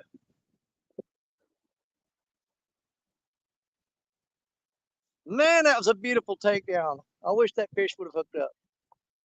If that would have been braid, you'd have had him. Yeah, that's what I'm saying. I don't run mono on because here's the thing. Betty is a really flexible rod. Man, that 16 feet of rod will bend over and it'll make the letter C if it has to. And there's so much give there that if you got mono on there and the mono has so much stretch, a lot of times it's hard for that hook getter. But I looked at that was the biggest, like I said, the biggest bait that I had out was that it was basically a 10-inch shad chopped in half. And I could see where the tooth pad was at the top and the bottom of that body of that fish and peeled the scales. Same thing happened a while ago. They grabbed about half that bait in their mouth and would just hold it there when they pulled. They weren't like getting that whole bait in their mouth like I want them to. No. Yeah, it's probably like a little 7-8 pounder, grabbing that bait. Hey, it could have been a 20 pounder just trying to short bite and rip the bait off the hook. Yeah. You just don't know. I usually don't have too much. They usually don't start short biting here until about mid to late November. I mean, generally this time of year is when you get those big old donkey bites where they grab it and just peel the rod down and don't let it up. Right. That's why I love them donkey bites. Because in wintertime, this time of year in the fall, that's when you see those rods go down and they stay down.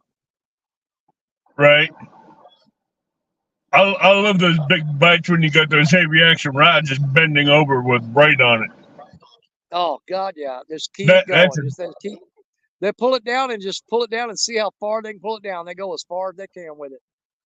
Yeah, if you have a good rod holder, spring loaded rod holder, they'll bend it to the ground and just pull drag.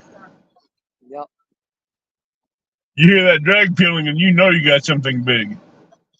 Oh yeah. It just that'll get your adrenaline running.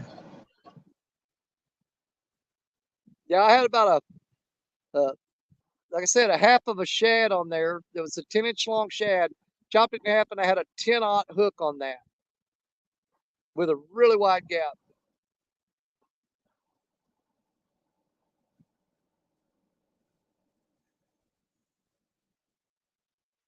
Yeah, it's down below Alton Dam last spring, and I caught about 9 shad that was about 18 inches long, and I vacuum sealed them and was using them for bait when I couldn't catch shad, and I got one left in the freezer.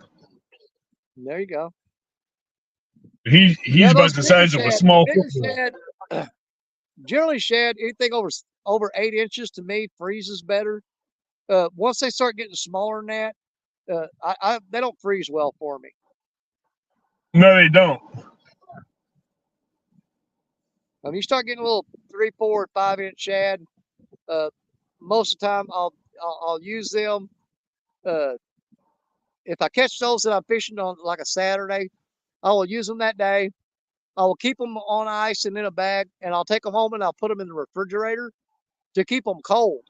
But I don't freeze them because once you freeze them, it breaks that tissue down in there when you thaw it out. Yeah, it makes them into mush. Using them, I generally just chunk them in the river and let them go right back to the catfish and let them eat them.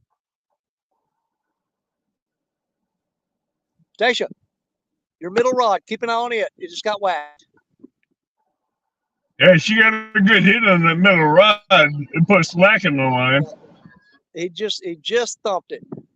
You know, we may be hitting that time of the day where they're fixing to start picking up the bite. I'm hoping. I don't want to jinx it by saying that. Generally, when that sun gets down over there a little bit further, the bite will start picking up. But the best time, like I said, is between 7 and 10 o'clock in the morning, and generally around 10 o'clock at night till about 2 in the morning. That's in this spot right here, in this location. From 10 at night till 2 a.m. All right, and from 7 in the morning till 10 in the morning. all right, take care, Indiana Chris.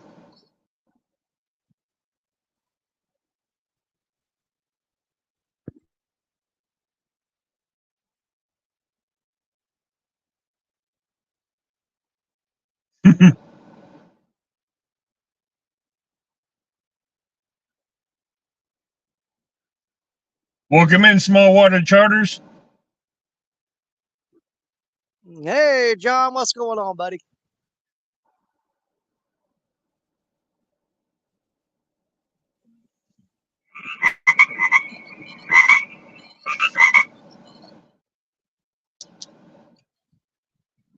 So the scoreboard so far, Stacia with 1 fish right out the bat, and we've had 2 nice takedowns, and that's it so far. Had a good takedown on the Mad Cat's rod and a good takedown on Black Betty. Oh yeah.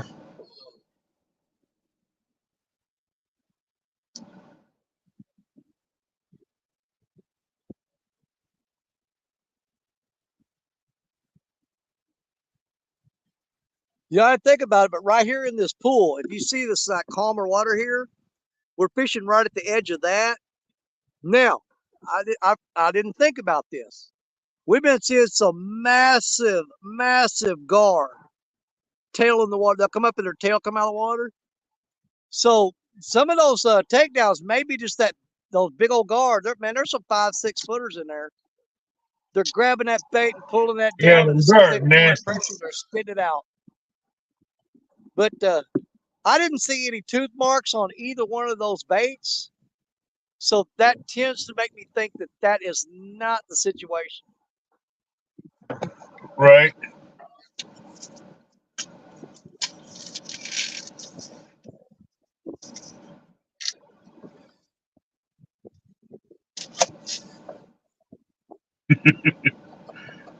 $9.22. You just walking into it.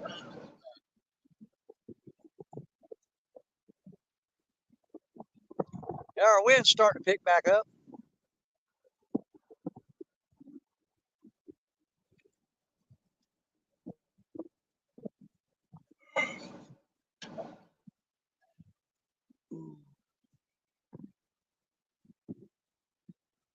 All right, Mike, you take it easy. We'll catch you later, bud.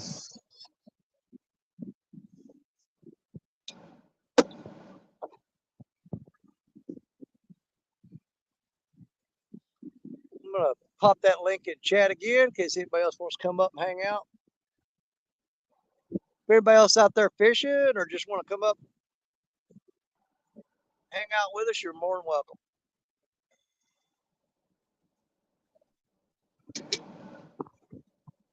Yeah, that wind's starting to pick up again. Probably got about a 15-mile-an-hour wind right now. I can deal with 15-mile-an-hour wind. It goes 25 and 30-mile-an-hour wind gusts. Yeah.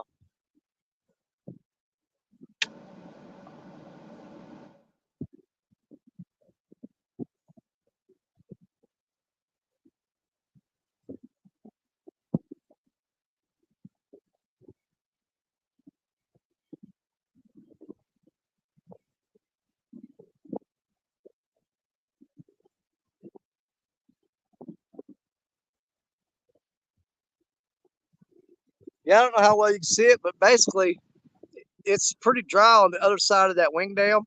There's like a huge sandbar there on the other side of it where a lot of water, there's a little water standing there, but not much. It's pretty shallow, and then there's a huge sandbar goes all the way to About middle ways of the wing dam, there's a sandbar attaches to it from the upstream side. It's all the way where there's a dirt all the way to the rocks. Yeah. So the river's down. She's down really, really low. She's still low. But I always think of what Epic says when I see those ring dams with that sand.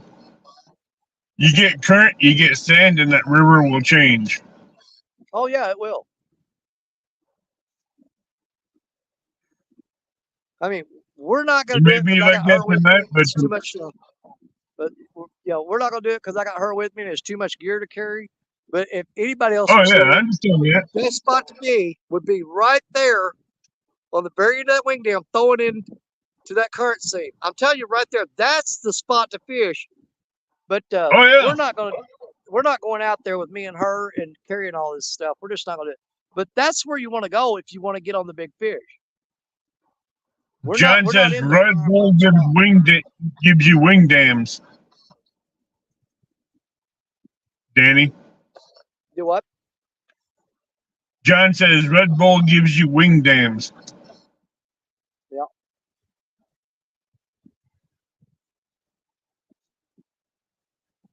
Yeah, we're not in the prime spot. The best spot you could be out here right now would be right there.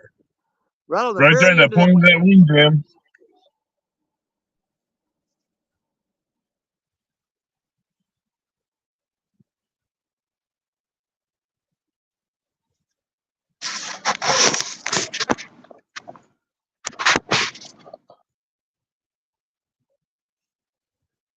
Yeah, even if I was running a boat on the That, Mississippi, that's what I'd do. I would run up here. I would put the boat on the upstream side of that wing dam and I would tie that boat off to the shoreline. I would get out of that boat and I would fish off them rocks right out there on that end of that. oh, guarantee you. That'd be a prime location to fish. Oh, yeah.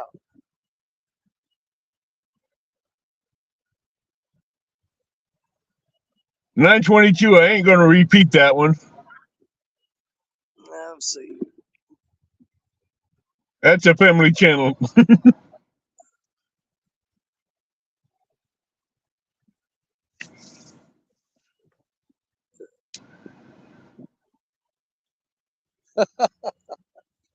He's feeling a little ornery today, Danny. He's ornery every day, but he's all right. He's a good guy. I know he is.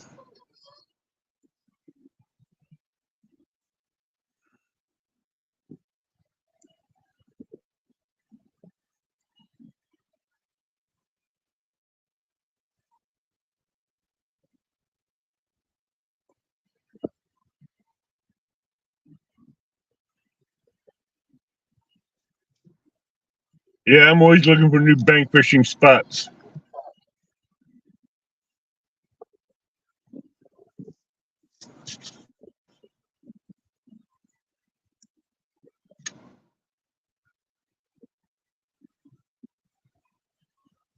Yeah, 922, you are ornery.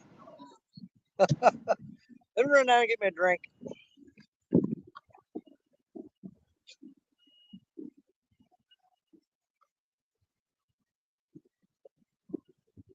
Yeah, John, you are right. He is loathsome, ornery, and mean.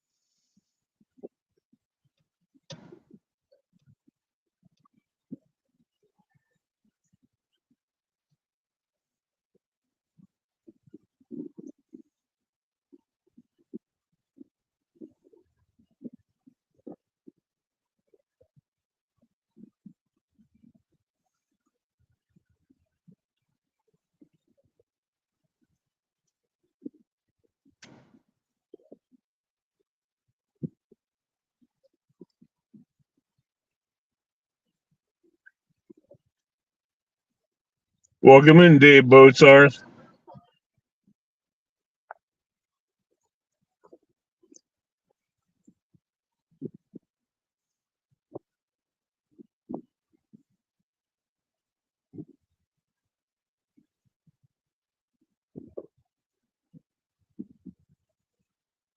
Where you going to, John?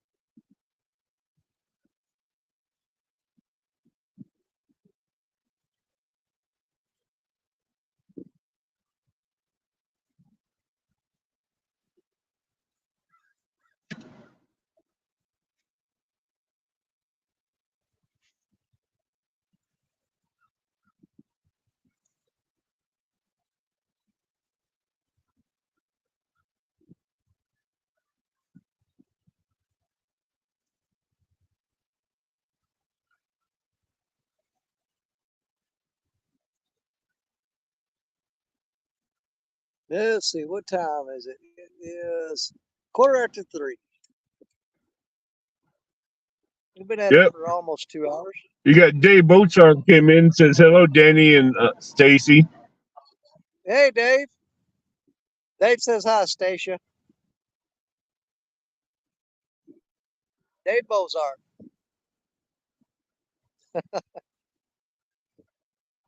No, I'm just telling you which Dave. There's a whole bunch of Daves. There's John says he's David on David, David Bozart, all of them. This is that time of day where I have to hold my hand up in front of my face to look up at the rods because the sun is basically the rod tips are right in the sunlight.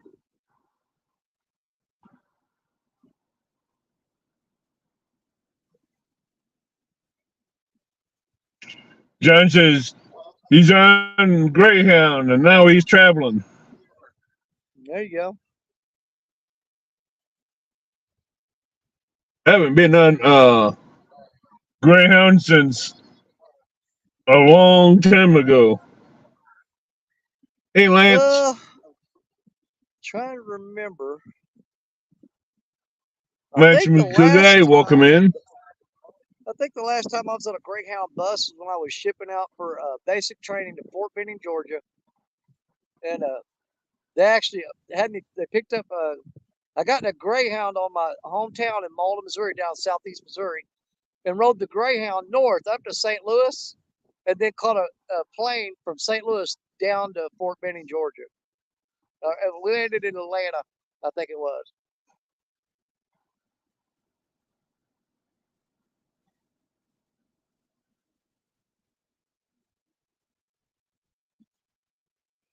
You got Lance Mukugai that came in. Hey, Lance. Lance is sponsored by River Cats Tackle. He's big time River Cats guy.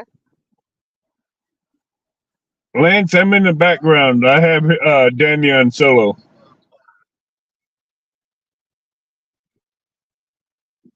Yeah, Lance. Stacy caught one when they first went live, and Danny just lost one. I've had two pretty good takedowns that didn't hook up, and Stacia caught one within the first couple minutes of the live stream. She was hooked up. That's been happening to us a lot lately. As soon as we get to a spot, we go live, we throw the rods out, and almost immediately you've got a fish, but then they just stop. That bites. Yeah, I just find it hard to believe that there's only one fish that's the aggressive biting fish. You know, there are always a few out there, but we always pick off that one right off the bat. It's either you or Stacy that gets it.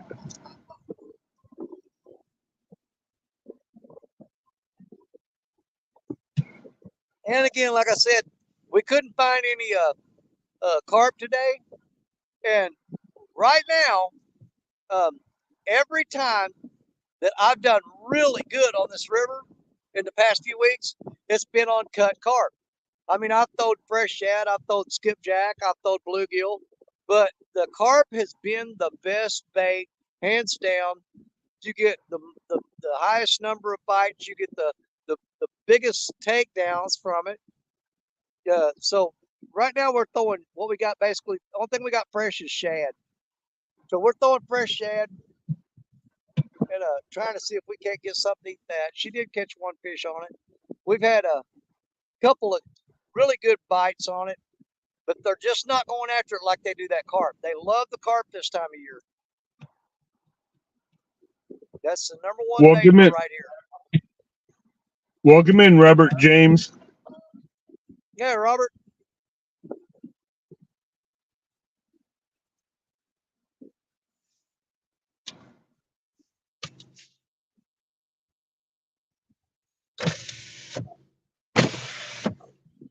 Man. There are River Cat Stinko says, we got stripers 10 feet off the shoreline chasing bait fish, just slamming the top water right now.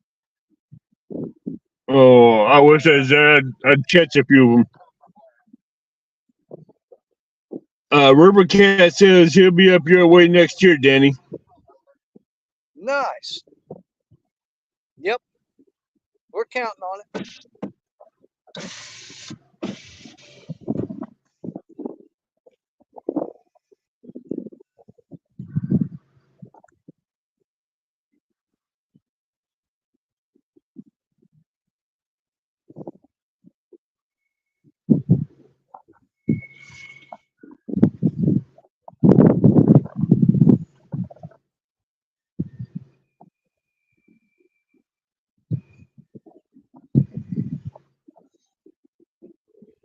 Short bus for short people, right? Right, 922.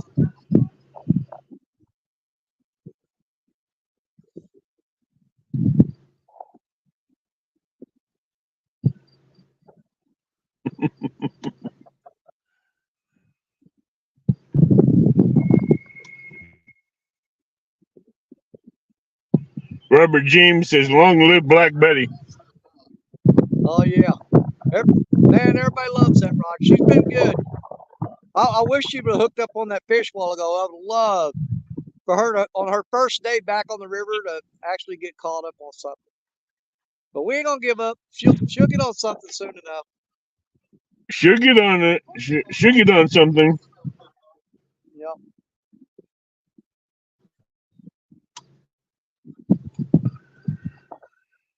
John, don't give it 922 any ideas. He may put a helmet on and try to headbutt you like a bull. I'll tell you what, if this is really rolling the dice really hard. Like I said, I think Jerry Parker is going to try to do. We're going to try to do a show tonight. I'm waiting to hear from Jerry. I don't know if he's getting off work in time. But here's the dealio: if me and Stacia can catch a fish, okay, during this live stream, the next fish we catch, okay, this is a big if we can catch another fish on the next fish we catch, we'll probably have everybody guess the weight of that fish, and whoever's closest without going over, we're going to do a giveaway on it.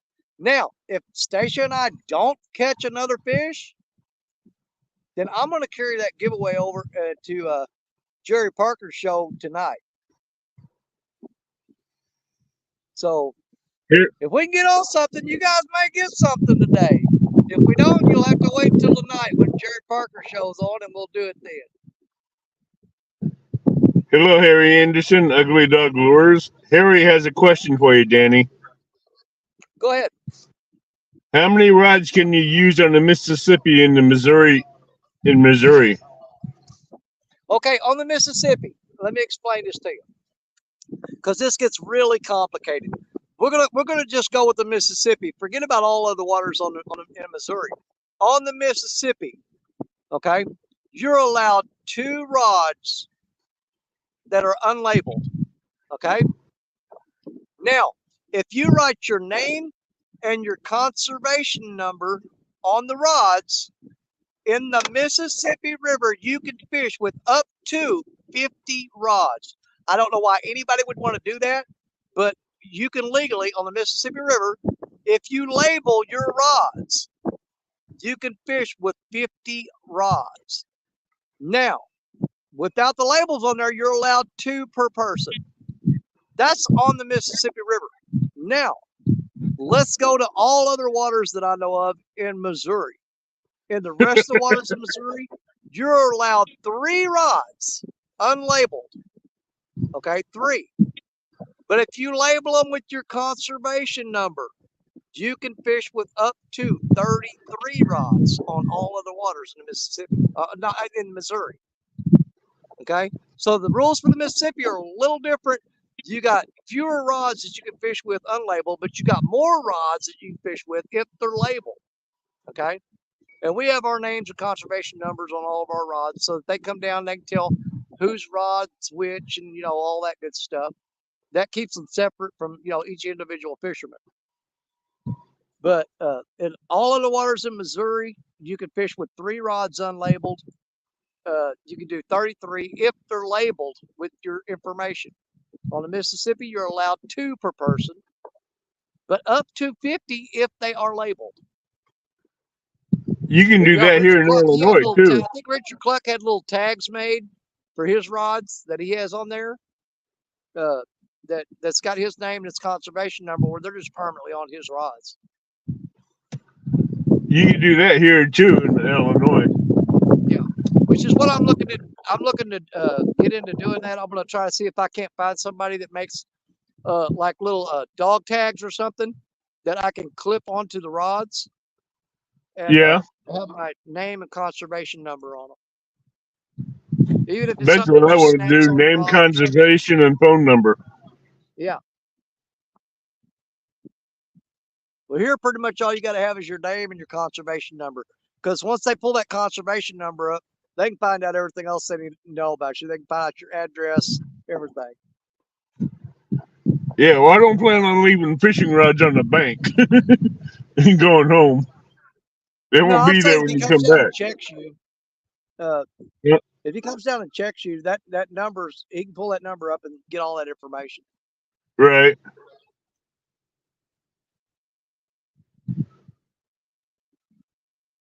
Yeah, I know that one, Ugly Dog. In New Mexico, you get 1 rod and you have to pay for the second rod if you want it. Yeah.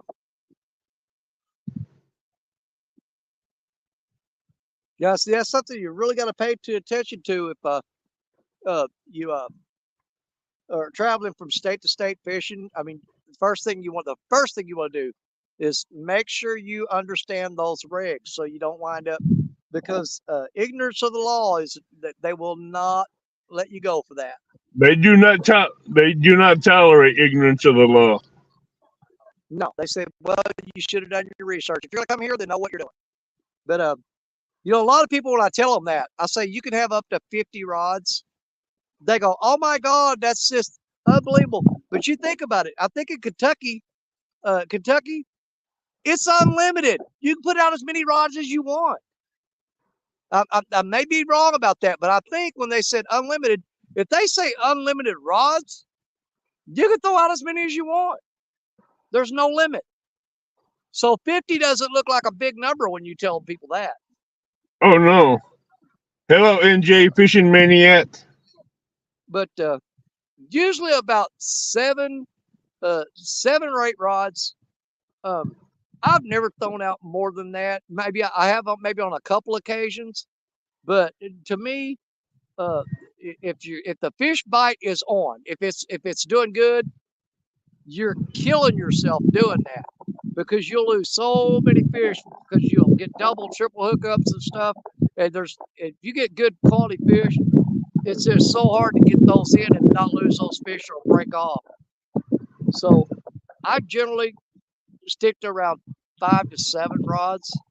I have gone up to 8 or 10 if the bite was really, really slow and I wanted to get a lot of baits out there.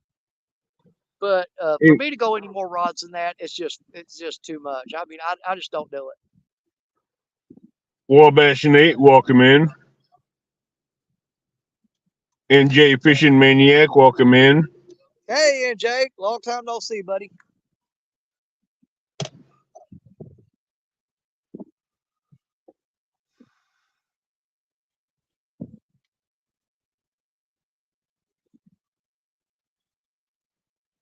I want to go try to target some flatheads and channel cats tomorrow.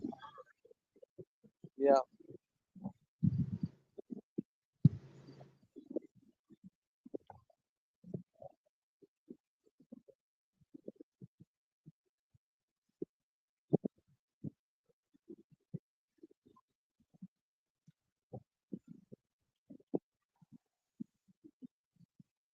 Yeah, the way the bite's been on the river lately and it's about it's not just about the river being down low, but the temperatures have been fluctuating so drastically lately.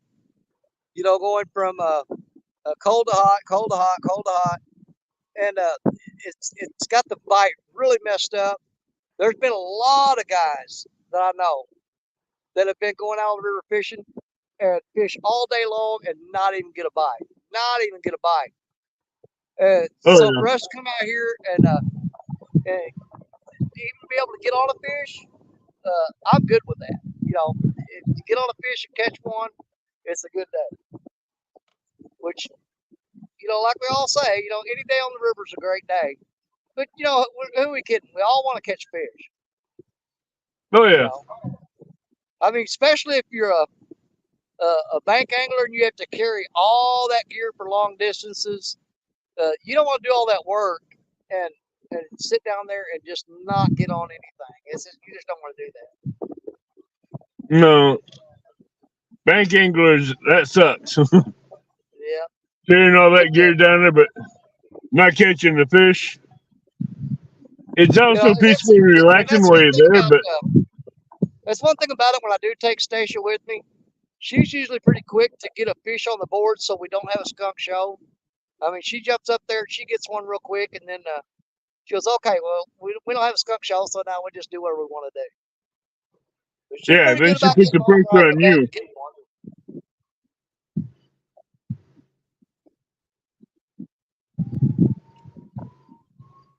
That's right. I can fish for carp tomorrow and use them for bait. Forgot about that. I'm starting to wonder if your deer skull down there is bad luck. It may be bad juju. We might need to throw that deer skull in the river and get rid of it. It may be haunting us. Harry, to answer your question, do you think all the Asian carp is hurting our bite for the too much catfish? Food for the catfish? No. I do not think because here's the thing. Those carp grow so fast and get so big that it doesn't take long for them to get too big for the blue cats to eat them. For most blue cats, you know, the Asian carp they're eating are 10 inches or less for the average blue cats out there. Now, you do have those big old giant monster catfish out there that can eat a 20, 30, 40-pound carp. No problem. They can do it. But generally speaking, most of them are eating on the ones that are 8 or 10 inches or less. And those carp grow so freaking fast that they pass that size up really quick. Oh, yeah. And then flatheads, they don't give a damn what size of fish it is. You're going to try to eat it anyway. Yeah. Now, that's just my opinion, guys. It's not a fact that I'm stating. It's just what I've worked out in my brain as far as what I think is going on. I'm not stating it as a fact. If you ask me my opinion on it, that's my opinion. It's not. I'm not stating that as a fact. Well, I do agree with you on that one, Danny, because Asian carp do have a real fast growth rate. Oh yeah, they get huge quick. But you got gar, you got blues, you got flatheads, you got a lot of your gar family will eat Asian carp as well. Yeah. But like you said, they grow too quick. Oh yeah, you would not believe the size of some of these Asian carp in this river. It's unbelievable. I've seen some of them that's actually blown my mind. I mean, a 40 Trust to me, 60 pound last carp. spring during snagging season, Oh I God, was catching Asian carp weighing 50 and 60 pounds. oh yeah. You can sit there and catch them 30s and 40s just back to back. Yeah, you down below Walton Dam in that current, and you snagging for paddle fish, and you hook into a Asian carp in a tail that's weighing 60 pounds. You're in for a fight. Yeah. Well, me and Richard Cluck have went through this whole area here on his boat, and we've actually come across spots where the Asian carp would black out the screen on the fish finder. There would be so many of them that would blank out the screen. I think I have some vacuum sealed Asian carp in the freezer at home. I think. I've got tons of them in my freezer. I've been using them for bait, and I've been using them to bait crawdad traps. Yeah, yeah. And I don't know what I have left for Asian carp. You know, I didn't find any crawdads this year. There were none to be found at all. I found one spot. I put 7 crawdad traps out in it, and they were all full. And when someone seen me coming out with a bucket full of crawdad traps, yeah, I went back there next weekend to get some crawdads, and they had over 100 traps in that one area. Oh yeah. They wiped out that area. And I only put like 3 or 4 traps out there.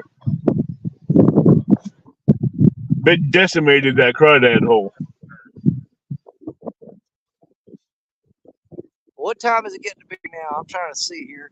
I cannot see my phone at all. The sun has reached that time of day. 3:35. It's what? 3:35. 3:35. Stacia, what do you want to go to, about 4:30? Or do you want to fish later? It's 3:35. Okay, well we started at 1:30, we'll go to 4:30. Yeah, we're gonna keep fishing till about 4:30, and then what I'm gonna do is shut this down, and I'm gonna call Jerry Parker and see if we can get this put together for tonight. See what's going on, and All right, just let me know. I'll have to run her home and come back and set up the lights and everything like that, and see if we can get. I'm gonna wait and see what he's doing. If he's not gonna do a show tonight, I'll come back over to the river and set up the lights, and we'll do some night fishing. But we started at 1:30 today. We were scheduled for 2, and we changed the time to 1:30. So we'll run to 4:30, which will give us a good solid 3 hours on that. And that'll give me enough time to pack up and get out of here and contact Jerry and see what he wants to do tonight. That's cool. I know Parker got on a really good fish last night. I don't know if you guys have seen it. He caught another monster last night.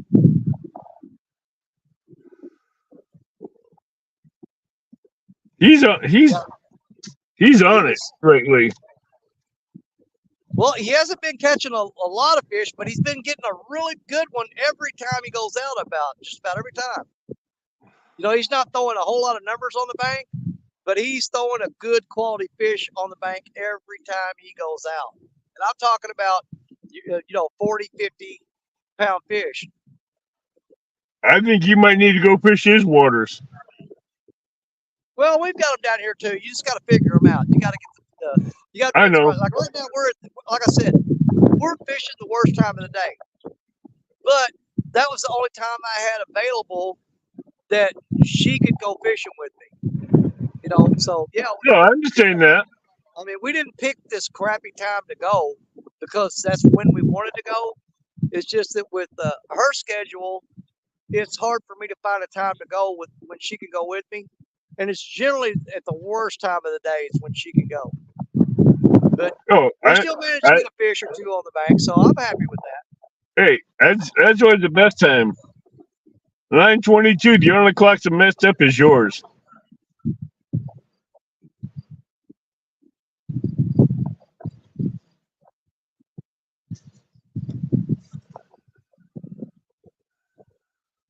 Yeah, see that sun is like right there in my eyes. I'm looking toward the rods and it's right in my face. Which Oh, this I is the time understand of year that I hate one. the most because I can't see the rods and I absolutely cannot see the screen on the phone at all. It's just black. I've tried adjusting the light sensitivity and stuff like that. None of that worked. No.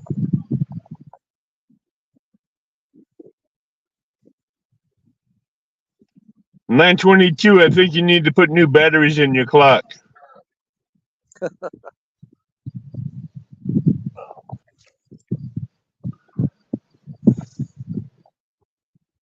Or plug them in.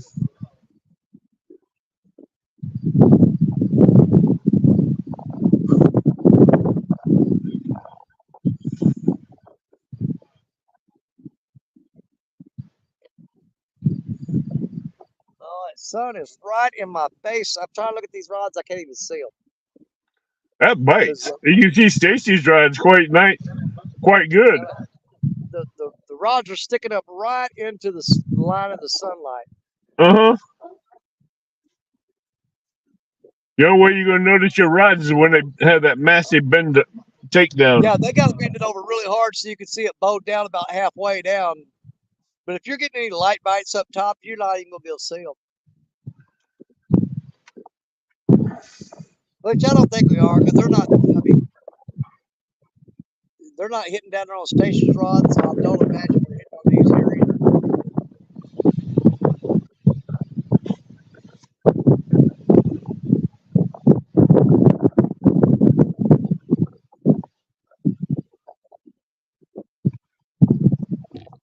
I'm gonna grab me another drink real quick. 922, we're not talking about your internal clock.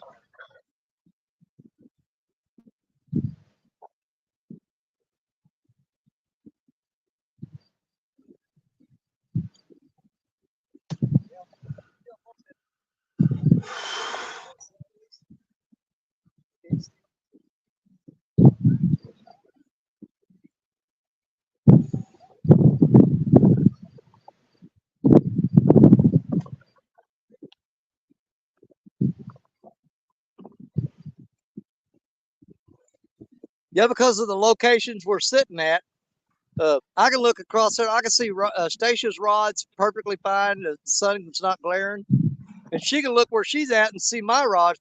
So basically, I'm watching her rods for her, and she's watching mine for me. So Uh-huh. what'd you do? Shake that energy drink up? You shook it awful hard if it's spraying like that.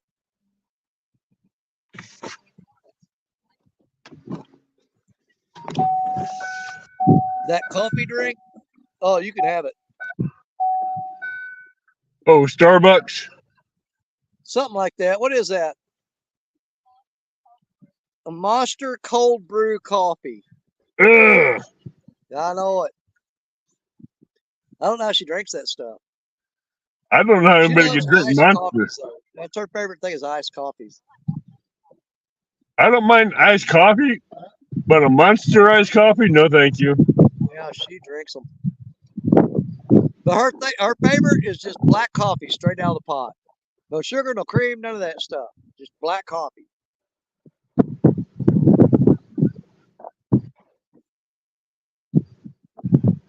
Yeah, Johnny, 922 is going to see if he has bait.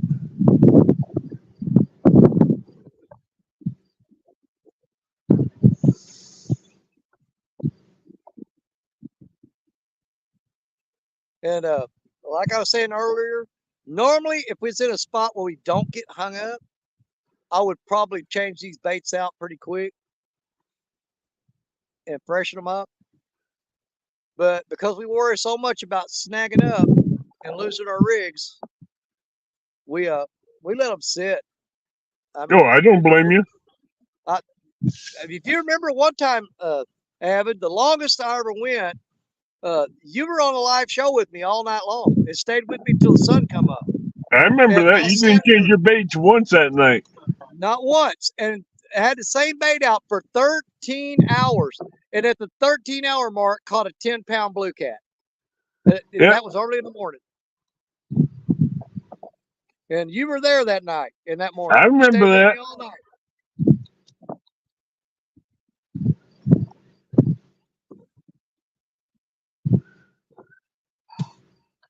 I remember that one. Yep. Fished all night long, had a couple small bites, and then early in the morning when the sun was coming up, the rod finally went down and it was a 10-pound blue cat. And that bait sat for 13 hours. But that's the longest I ever let a bait sit out like that. Oh, I know that. I've been watching your lives for a long time. I've never seen anybody leave baits out there that long. Oh yeah. But you was also Like I trying said, to when you're in conserve these baits rocks, for stand day that next day. yeah. But when you're in these rocks and you just don't want to keep sacrificing rigs, you can't be constantly reeling in. Now, if you've got the tackle and you don't mind retying, by all means, freshen your baits as much as you like. I got pyramid weights and I got bank weights that I use for when I'm fishing rocky areas. Yeah. I got a container just with a egg drop bank weights with an island on the top. Yeah. I don't use them for regular river fishing that has muddy soils on that. I use them for rocky areas on a 3-weight tie down rig, and when that sinker breaks off, I know I got a catfish on it. There you go. That's what we do. We're doing here, running 3-way rigs on every one of these. That's why when Stacia hooked up on that fish at the beginning of the live stream, that fish took off and bit the rod, and she started pulling in, and she looked at me and she said, "I'm hung up." I said, "Wait a minute, just hold on." And she pulled a little harder, and that fish pulled harder, and that weight popped off there. The line broke off that weight, and then she was directly tied to the fish, and she got it in. But she had to wait for him to break that weight off of there. And a lot of times you can pop it just a little bit. If you put a little pressure on the rod, just kind of pop it. You can break Yep. that weight off and then just go ahead and reel that fish in. Oh yeah. 922 says it looks like he's buying bait. Really? But, He don't have any bait at the in his trap store at his house. yeah, but usually on my weights, I will not run heavier than a 15-pound mono. Generally, I run about 12-pound on there, so that real light line, so I can break it off pretty easy when I get Yeah. it. That's what I run on my 3 ways is 12-pound mono. Yeah. 10 or 12.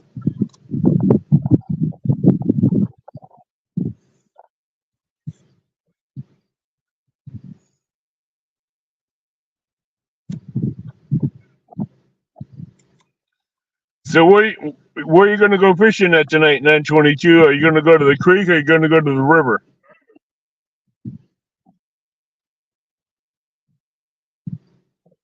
Hey, Billy, Coal Creek Catfishing, welcome in.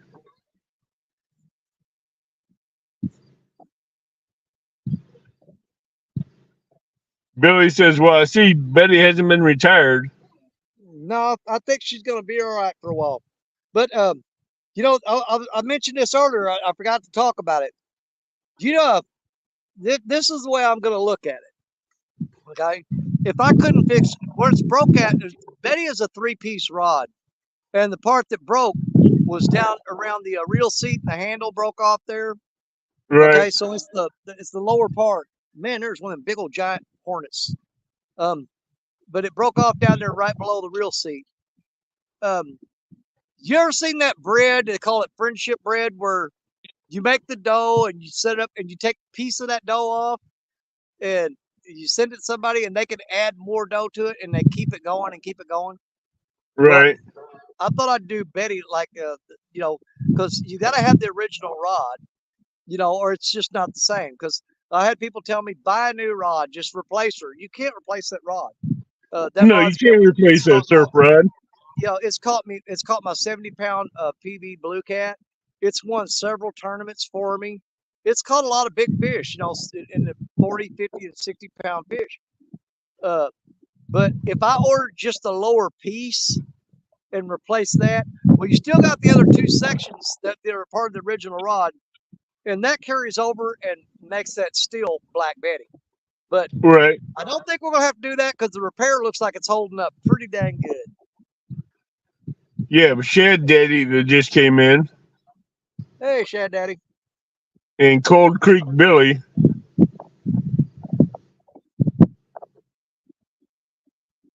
Welcome in, Carnivore Cabby. That's a new name I haven't seen. What was it? Carnivore Cabby. Huh.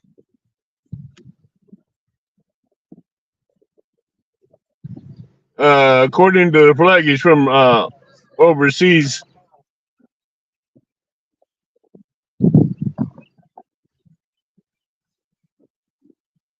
Well, so far we just we got one fish, so it's not a skunk show, which I'm you know, I'm okay with that. I would like to get on some more fish, but the bite is just like super slow right now. But I think if we come back later tonight, we might be able to get on some fish. You never know.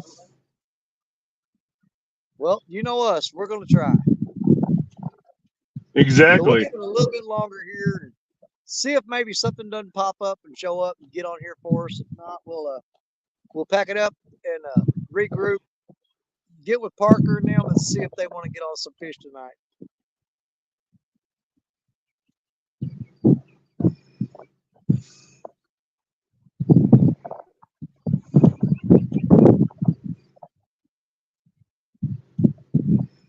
Carnivore Cabby says he's from London, England.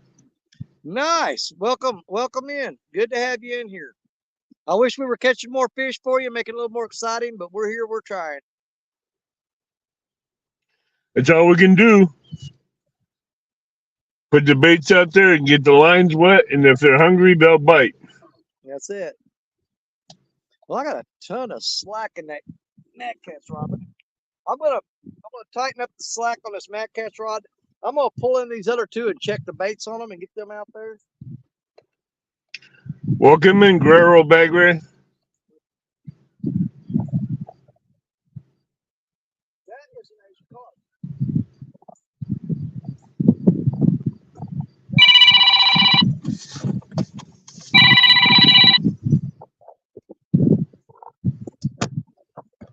America's Auto Auction front gate.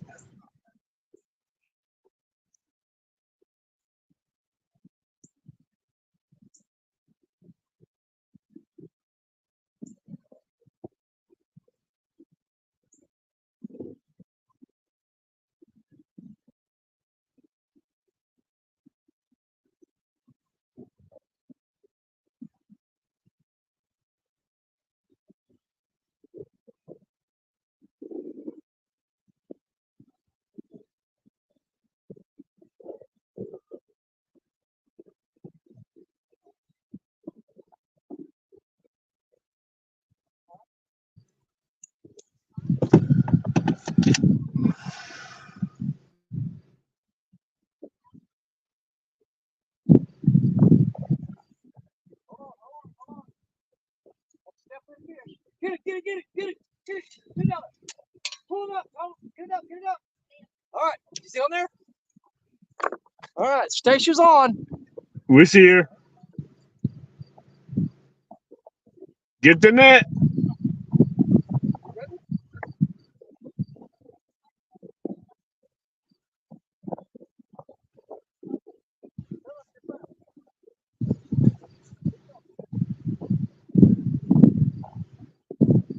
Fish on, people. Stacy's got another one.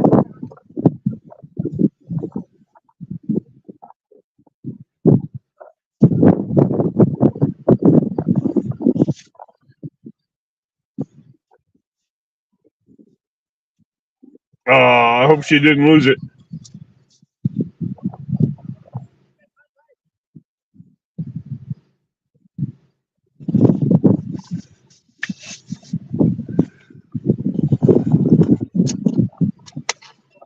And he's getting down there.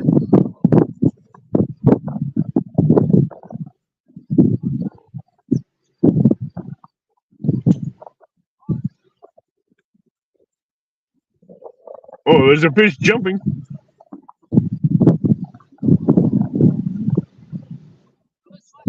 Nice kitty cat.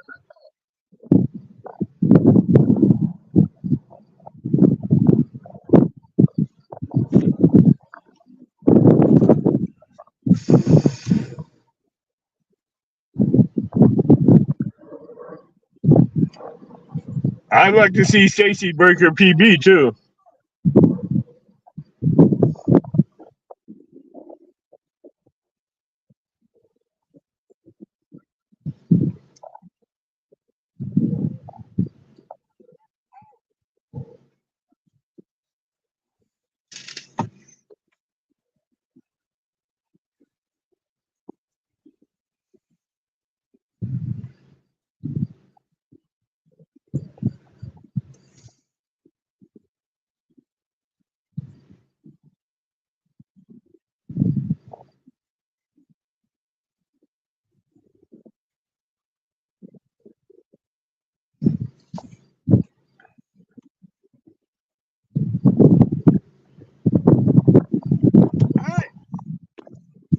She got on that one.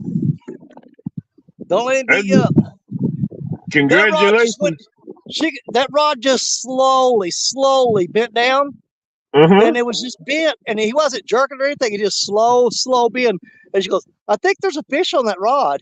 And I looked at it and I goes, I'm not sure. It's kind of weird. And we looked at it and it pulled down just about an inch more. And I said, you know, I think there is a fish on that rod. And she picked it up and all hell broke loose.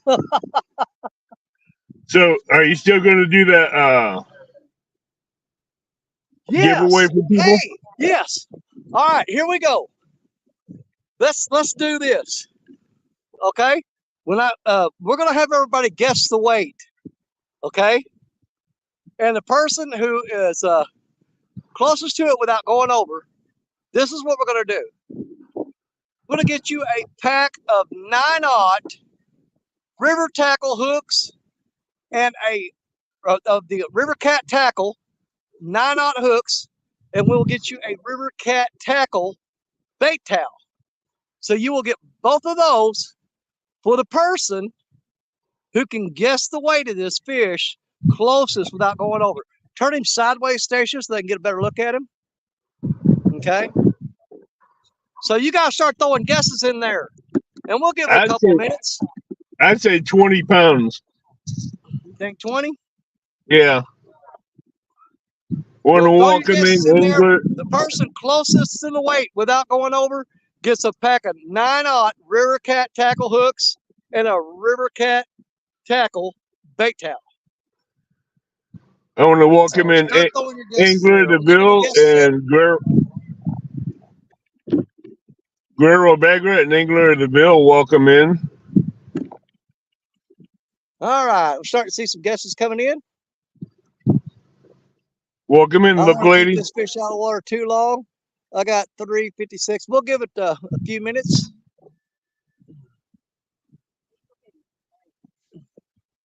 Right. Buck Williams, welcome in. Getting all kinds of weights in it. She says, go ahead and weigh it because I'm tired of holding it up. Yeah. You get 8. This is one good way to pull out people that's watching in the background.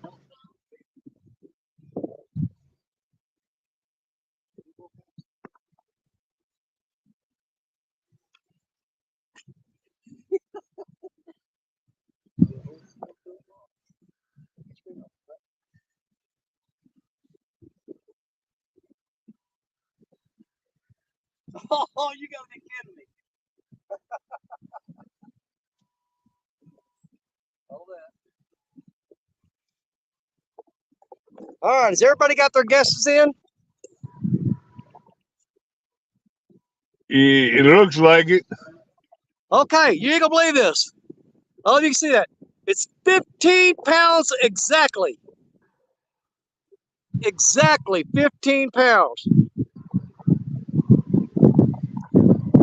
And we're not going to take off for the fish grips. Exactly 15 pounds, 0 ounces.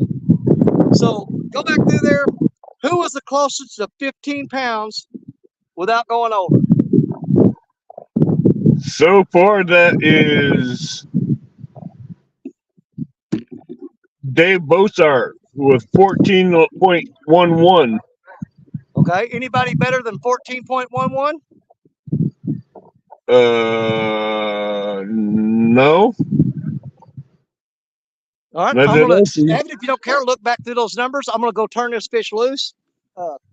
We'll come back and confirm that. If Dave Bozarth is the closest one, then Dave Bozarth just won a pack of 9-aught River Cat tackle hooks and a River Cat tackle bait towel.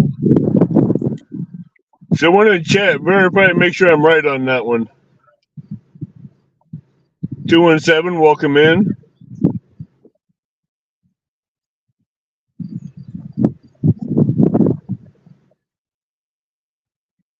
That's what I thought, size matters.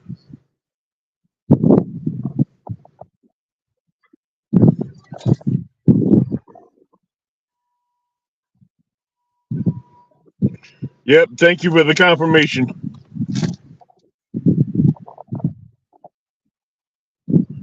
Jason, you were so close to that one.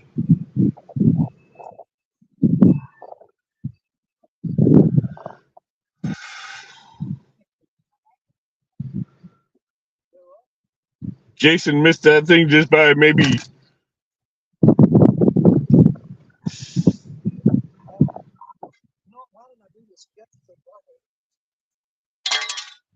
Congratulations, Dave.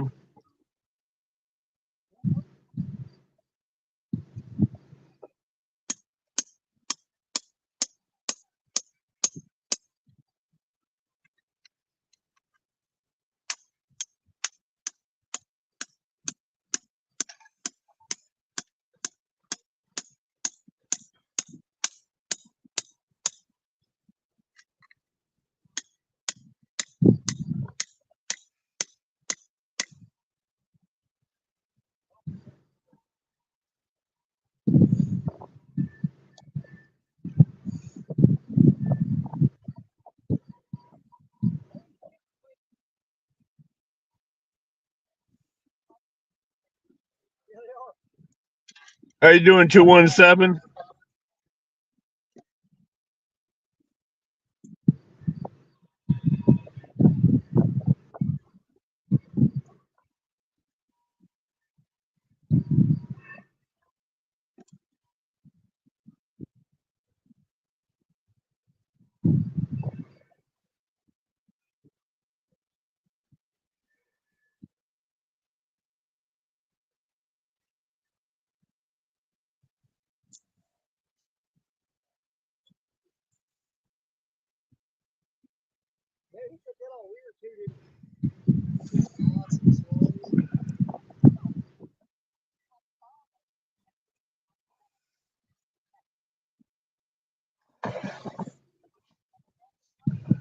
You cussing already, 217? Dang.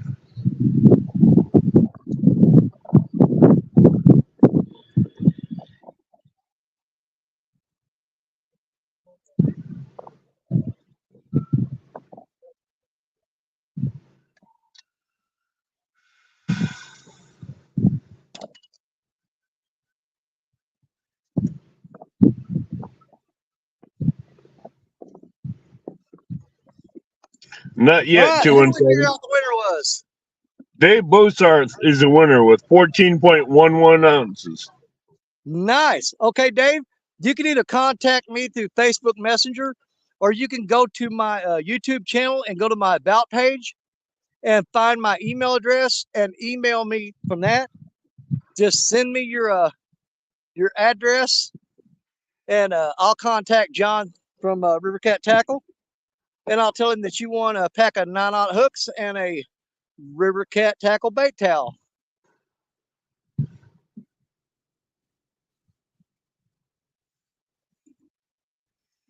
Yeah, see, y'all thinking that we wasn't gonna get through that giveaway day. Stacia said, "Yes, we are." She goes, "Oh, Stacy, yes, hey, we are." Stacy "Just wasn't give me a giving minute." up. She goes, "Here, hold my coffee drink." Love it, That was Stacy. that Love was a it. totally That's good. that was a totally weird bite though, because we were standing there and she looked over and that rod was bent. Now it wasn't jerking, it wasn't it had no head shakes or anything. It was just bent over and holding there with no He movement whatsoever at all. And she he goes, "Is that a bent that fish?" And I rod go, "You know, over I just don't know." right, and he was sitting on that bait. Yeah, and it was just holding it. And we sit there and watched it, and I saw it twitch just a little bit. I said, "That's a fish." And she grabbed it, and he lit it up then. The minute she I put some loved it. pressure on I it, loved it when she says, "Here, hold my coffee." yeah. Well, I had that crappy rod holder that keeps coming out of the ground every time she grabs a rod, and her arm got between the rod and the rod holder somehow, and it pinched a big old blister on her arm when she was trying to get that Oh, rod holder off of there. So I thought, I've got another rod holder that'll drive into these rocks. I don't know why I didn't have that up there for her. But yeah, she got a pretty bad pinch on her arm off of that rod holder from that fish. I'm sorry, Stacy. It'll be all right. She's caught 2 nice fish today. She don't care. Hey, she's keeping the show going. She is. Hey, she wanted to do that giveaway. She goes, "Man, you guys gonna wait till the night to do that?" So you know what? I just need to go ahead and get a fish and get this over with. Hey, but wasn't it for Stacy? She's cashing checks that you're writing. There you go. There you go. Well, all right. Let me get back on this Mad Cat's Panther. I'm going to change the bait out on it and sling it back out there. How much time we got left? What do we got now? It is 4:04. We were going to go to 4:30. Yeah. How much coffee you got left? You might want to go a little longer. Okay.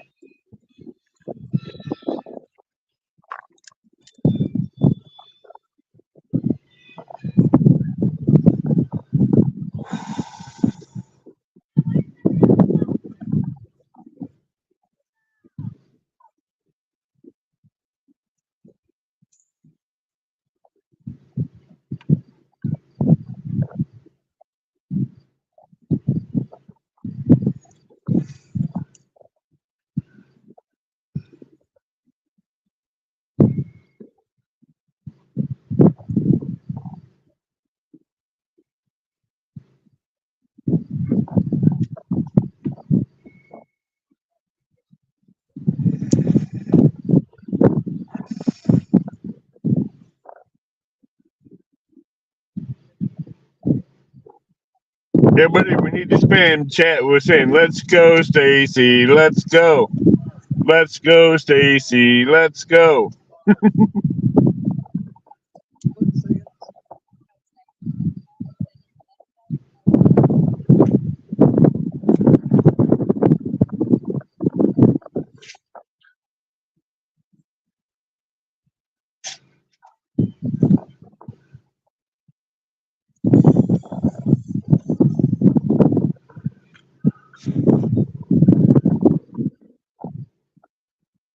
I can't believe how big that is right there. That just now hit bottom. I put in the hashtag Team Stacy. Yeah, it's something we're noticing now. See, I'm in the deepest part of this. I'm throwing off in a deep hole here, but there's a Yeah. gradual slope coming off of that wing dam right there, and it's quite a bit shallower right there where she's at. Well, so far both the fish have come off that shallow ledge coming off of that wing dam versus being out here in the deep hole where I'm throwing. Yeah, she's fishing the edge of that hole where the fish are coming Yeah. up to bite the feed. Yeah, she's on that gradual slope right coming off of that wing dam. Right. And Like where she's at is probably she's throwing in about 8 to 9 foot of water, whereas yeah, I'm throwing in probably about 20 to 22 foot. like Epic says, those cats when they come up to feed, they're gonna come up to the edge of that hole and just lay there, wait for the bait to come to them.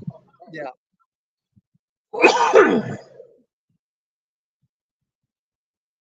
Well, that fish bit, like I said, he bit really weird. He just slowly, it was almost like a flathead bite.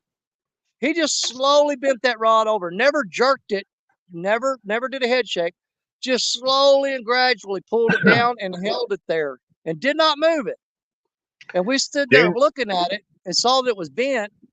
My first thought was that her weight was caught in a rock and maybe a stick or something floated by and got caught on it and was putting pressure on it. But I kept watching and I saw it twitch just a little bit. And I told her, I said, that's a fish. That's a fish. And she went and picked it up. And when the minute she put pressure on him, then he took off like a bucking bronco. And man, he was really pulling it. Danny, I believe that blue cat was confused. Yep. Thinking he's a flathead, but he's actually a blue. He did. But you know, that fish was beat up so bad. He had a huge spot on the top of his head above his lip where the skin was all tore off. He had several spots on his belly where the skin was tore off. It was almost like he was in spawn, but we know that's not the case. But I guess they're laying up in these rocks, and it's just when they're swimming in this faster current in these rocks, they're banging into these rocks and getting beat up. Oh yeah. Welcome in, Chris Everett. Hey, Chris. Stacia's got 2 fish on the board so far. She's putting a whooping on Danny. Her win is my win. You know what? If I had to come out here and say either I'm going to catch fish or she's going to catch fish, I'm going to go with her every time on it. I want her to get them because she doesn't get to go near as much as I do. I agree with that one. So I wouldn't care if we came out here and spent 8 hours and she caught 100 fish and I didn't catch a single one, because I'm going to have my times to go when she can't go. Oh yeah, I agree with that. She deserves to catch a fish. Absolutely. And you know, and the more the more fun she has catching them, the more likely she will be to come back. Because I tell you what, she's at home supporting you and having time with the grandkids while you're out here fishing. So absolutely. This is her time to shine. You know, I go to work and she takes the paycheck and she makes sure all the bills are paid. She makes sure the house took care of. She makes sure that the food's cooked and everything's took care of. She takes care of everything from me to the grandkids to the dogs and the cats. She mows the yard. She does it all. Wow. You got lucky. Oh, I got a good one, buddy. And you ain't never going to hear me say that. You got a trophy right there, Danny. You got a trophy right there is all I'll say. Absolutely. That's why I say she can catch all the fish she wants. Ain't going to bother me a bit. No. Yeah, because she gets done catching these fish, she can go home mow yard. Careful, you may dig yourself into a hole. No. She loves mowing the grass. She loves taking care of the yard. She don't like the way I mow it. She goes, "You're not doing that right. Just let me do it." Yeah, but you make sure you take out all the trash. No, she takes out the trash too. Whoa. Yep, every night. And she puts the trash can out on the curb on Thursday morning. I told you, man, I got a good one. Where'd you find her at? I ain't telling. Why? You think there might be a couple more back in that hole? There may be. But here's the thing. You know, we made a deal when we got married a long time ago, 13 years ago. She was working in the office at a grocery store. She worked in the office. And being in the office, she would have people just come in there and they'd be in bad moods and have bad attitudes. And they would take it out on her. And they would just make her day just miserable. And she just was absolutely miserable dealing with the people that would come in there complaining and raising 9 kinds of Cain. And she would come home just stressed out. And I finally told her one day, I said, "I'll tell you what." I said, "If you will take whatever money we make and you take care of paying the bills, you take care of everything around the house here," I said, "you don't have to go to work again." I said, "You're done." you just forget it. You'll never work another day in your life if you don't want to. And she took that deal in a second. Danny, Buck Williams has a question for you. What's that? So, Danny, how long after you got married did Stacia regain her eyesight? She's due for a eye doctor appointment now, and I've been putting it off. Why, you scared she might see the real you? She don't know it, but I go in there and scratch the lenses up on her glasses all the time. Every time she gets a new pair, I run them. Oh, you take some real fine grit sandpaper and scratch them up, huh? No, she's all joking aside, she's the best thing that's ever happened to me, without a doubt. Man, you got a winner there. I just wish she'd go fishing more. She used to go fishing with me every day that I went, and help with stout all night. Now she'll give me 3 or 4 hours on the weekend every once in a while. That's about it. And she just recently started doing that again. She went 5 years without going fishing with me, and just this year she started going back. And I took her to CatCon with me last February, and I about had to drag her there. She just did not want to go. And she got there and she started meeting everybody and talking to them. And she had the time of her life, and she cannot wait to go back now. Oh, she got bit. Yeah. Well, she got bit you get by up the there, bug. you actually, when you actually get to see the people that you've been watching face to face, you get to shake their hand and sit and actually talk to them, and spend time with them. Man, it's absolutely worth it. You will have a blast hanging out with them. They're like I said, they're your brothers and sisters, man, from the catfish family. And you get to spend a whole weekend just hanging out with them. It's absolutely amazing. Yeah.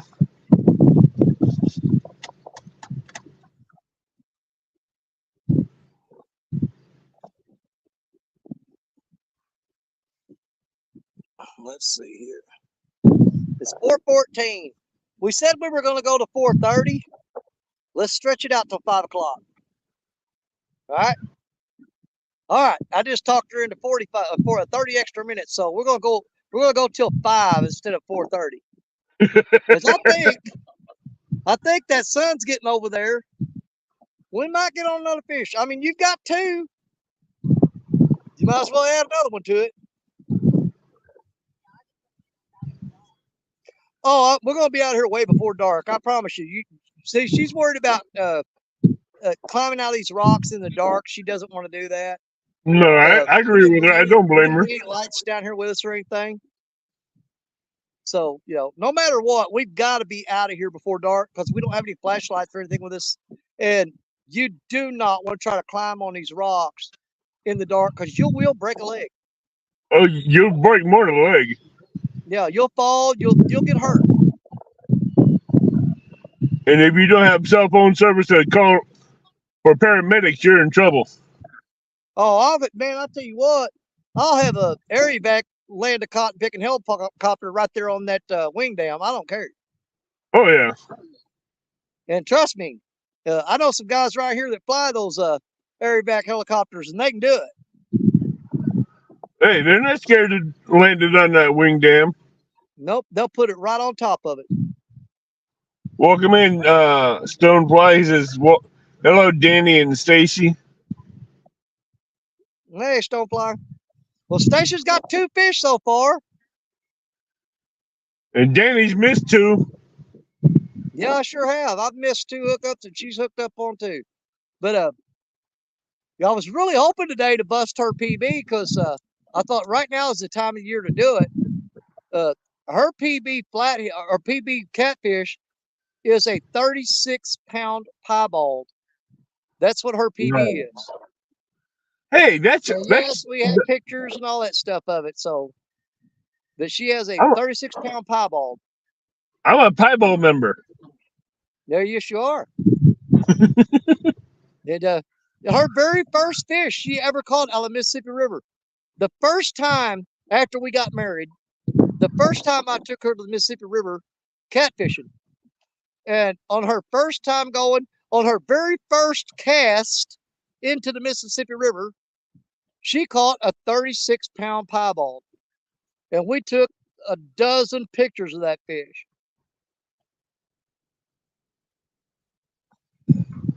I've actually got a video on my channel, if you go back through there, that shows some of the piebalds that we've caught over the past few years. Yeah, I'm gonna have to go back there and watch that. Her holding that fish is on that video. That's cool. The coolest one you caught was one with a hook on the forehead. Yeah, the Riddler, the question mark on his head. We called that one the Riddler. She was cool. Yeah, I've caught bigger piebalds, like the one I caught just a few months ago that had the 2 white patches on his head. That was a 36-pounder. That fish was 36 pounds. Now, the one I caught with the question mark on his head, he was 16.98 pounds.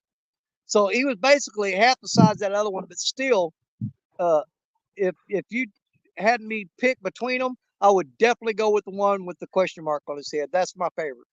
Yeah, the Riddler. Oh, yeah.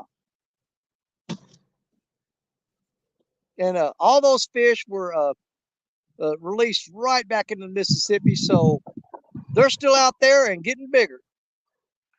You're the only one I've seen that's been catching those piebalds. Well, there's several other guys have caught them. I think I'm not sure. I think Cody from 3+1 got one. I know that. Let me think. Mike Greenwell got one. I know Lee Evans caught one. There were a couple other people that got them, and I can't remember who it is. But yeah, we got a little exclusive club, the Piebald Club, and there's a few more people in it than you would think. So I'm wondering if those piebalds are coming out of the Ohio River down into Mississippi.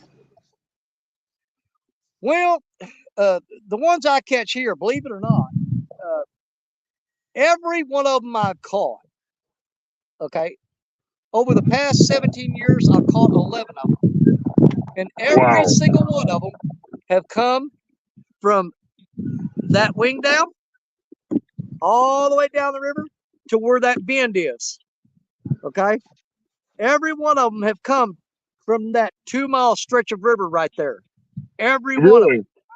I've never caught them anywhere else on the river except for this 2-mile stretch along this shoreline right here. So how far are you from where the Ohio comes in? It's way upstream there, probably about 40 minutes in a vehicle. Okay. About 35, 40 minutes. But I've actually talked to Tim Scott about it. We've had conversations about would there be any reason that there's just a 2-mile stretch of river where I'm catching those things so consistently, and he really didn't have an answer for me either. Hello, Greg Burgess. Welcome in. He says, hello, Danny. Good to see you. Hey, Greg. Good to see you, brother.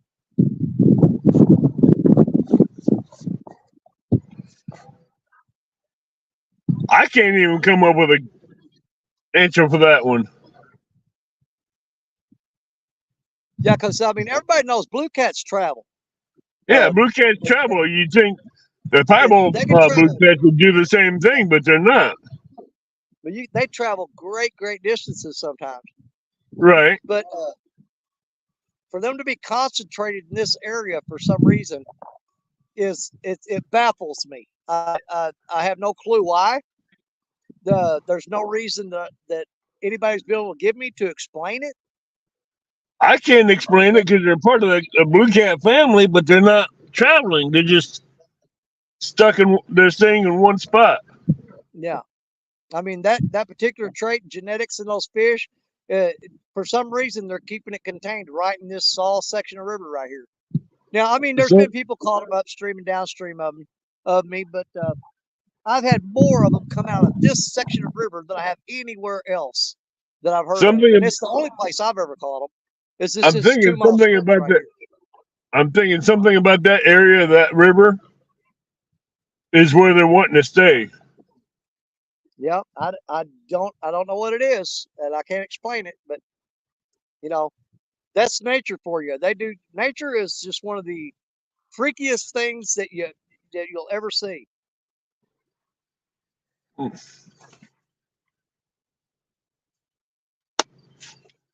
I agree with you on that one. You never know what's going to happen with nature. I mean, it's like the guys talking about, being in catfish tournaments and catching catfish, 5, 6, 7, 8 miles away from the check-in place. When you go to weigh in, they would catch catfish in a tournament, take them to the weigh-in. They would weigh those fish and release them at the boat ramp right there at the weigh-in.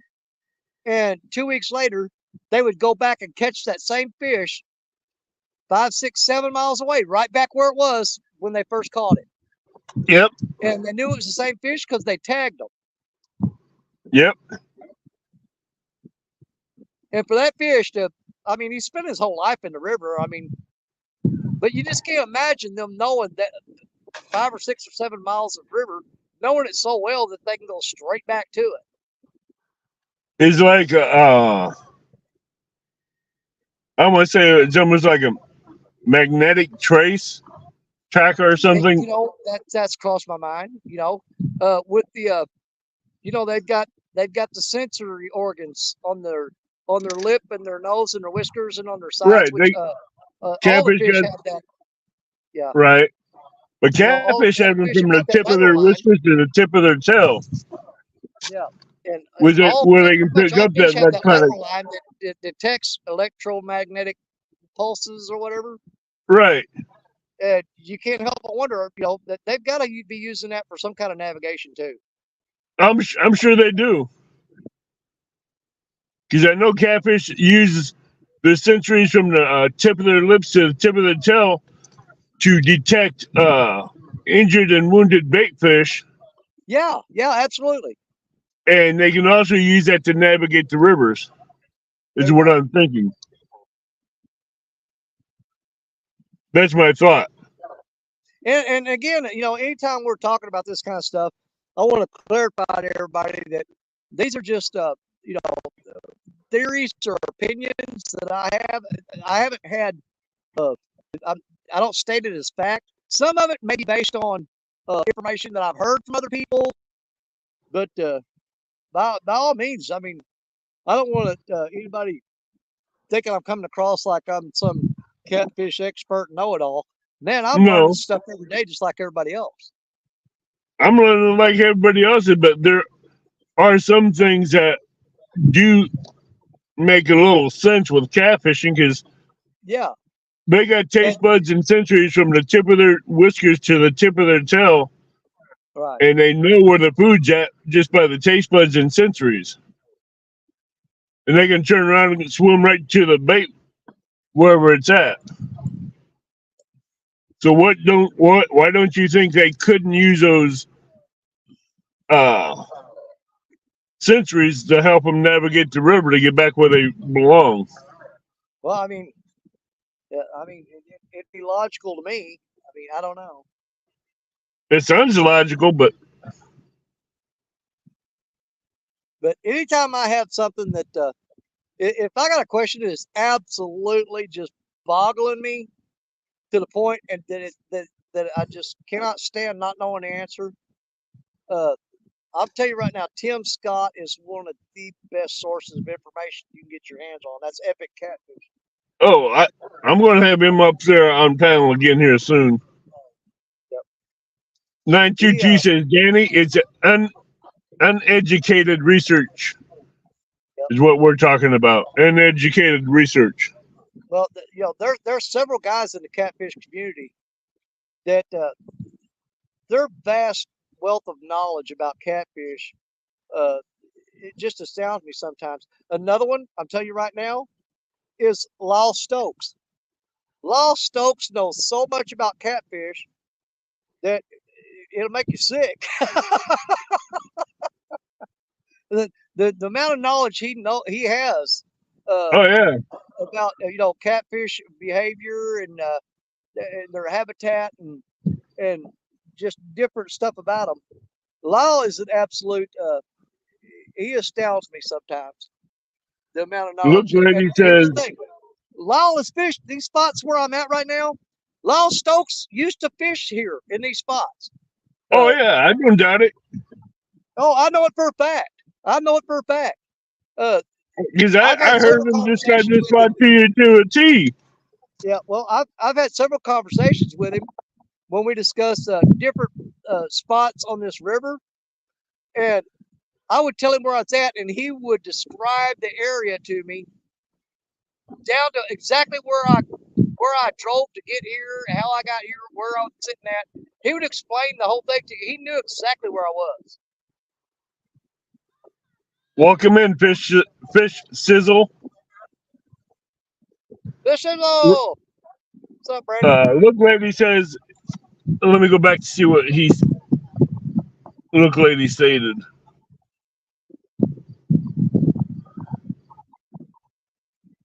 Hypothesis of observation.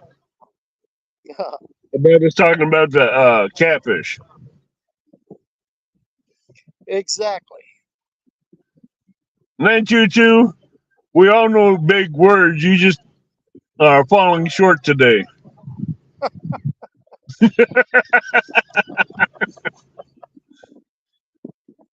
922 fell short and hit the short bus.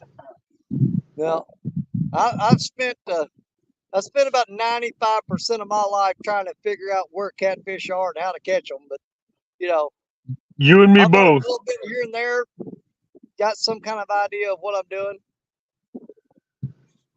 I just remember what my grandfather said: read the riverbanks, read the banks, read the current, and look for habitat. Exactly. Well, when you're a bank angler, that's about the only tools you've got in your arsenal most of the time.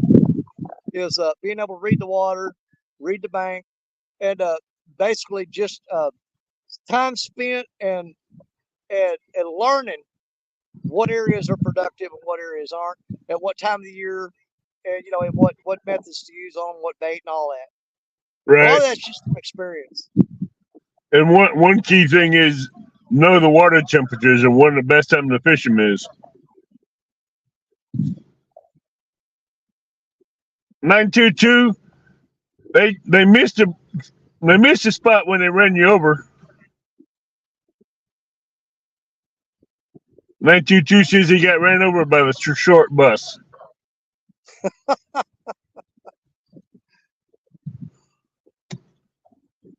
Well, I know a few people that got ran over and they backed up, check on them, and hit them again. Look, lady says I rode the short bus. I just didn't look the windows. There you go.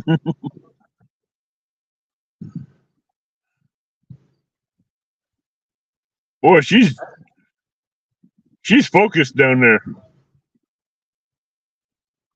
One thing about I love all my brothers and sisters in the catfish community, all the ones, the boat anglers, the bank anglers, all of them.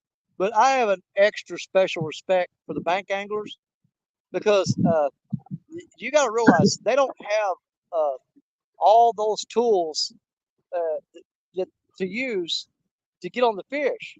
No, they don't. They don't have all the electronics. And Stacia, middle rod, keep an eye on it. Keep an eye on it. Middle rod, he's fixing to go here in a minute. Just keep an eye on it. Middle rod got hit hard. He's fixing to go. He's fixing to go. Hang on. Let him eat it. Let him eat it. He's fixing to go. That middle rod's been on fire. Yes, it has. This will be your third fish on that middle rod. That'll be a third one on it, yeah. Did he quit?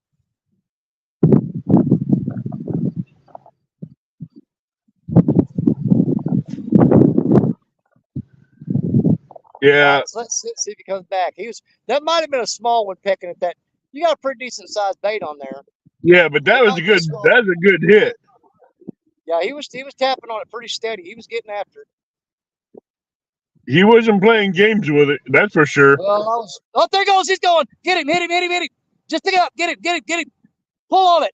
Is he there? He's there. All right, get it off the other rod. There you go. Is he on there? Or did he come off? He is on there. Yeah, you can tell by the bend in the rod. He's there. Fish on! Land 22, you buy chubs, I buy shad. When I can't get him.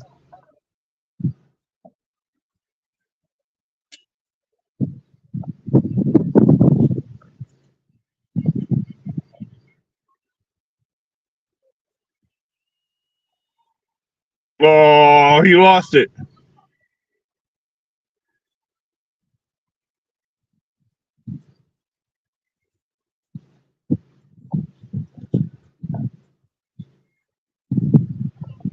Dang it. I know it. Oh, she's cursing them rocks. He wrapped her up and broke her off. I'd be cursing the fish.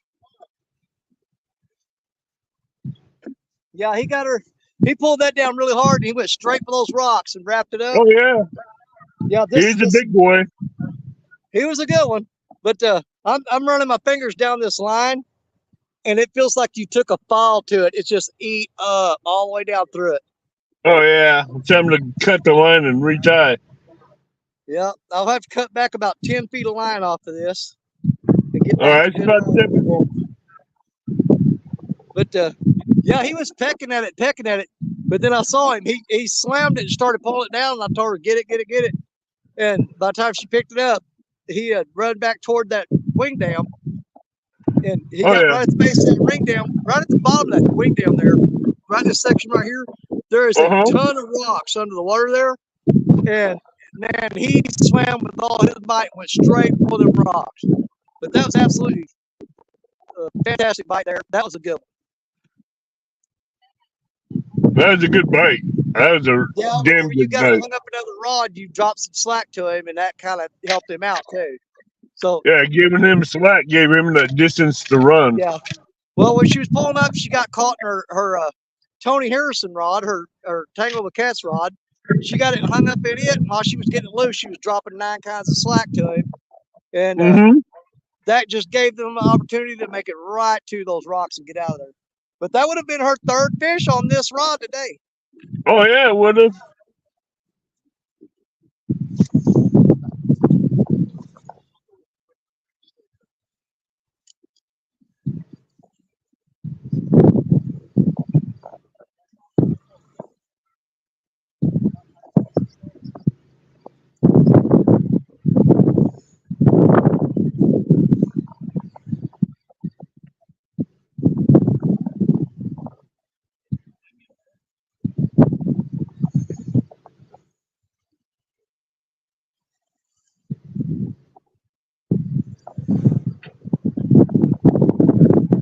Stacy's on it today.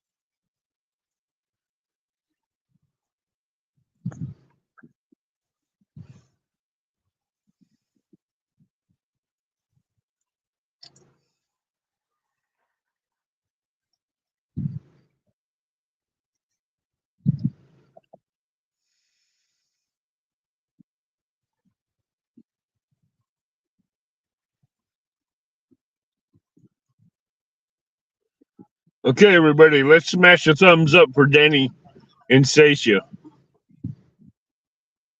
They deserve it. They're putting on a good show, good live tonight. And if you haven't, please share them out to get more people in here.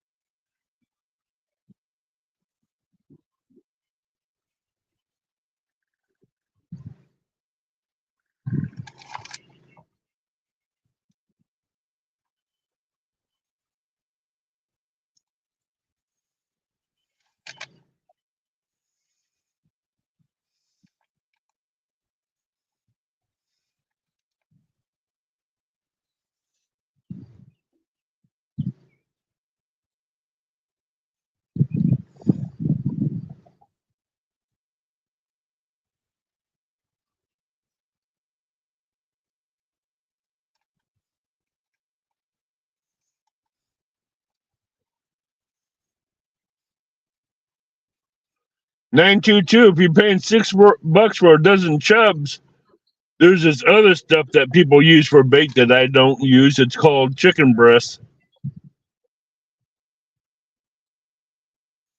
But I'd rather eat the chicken.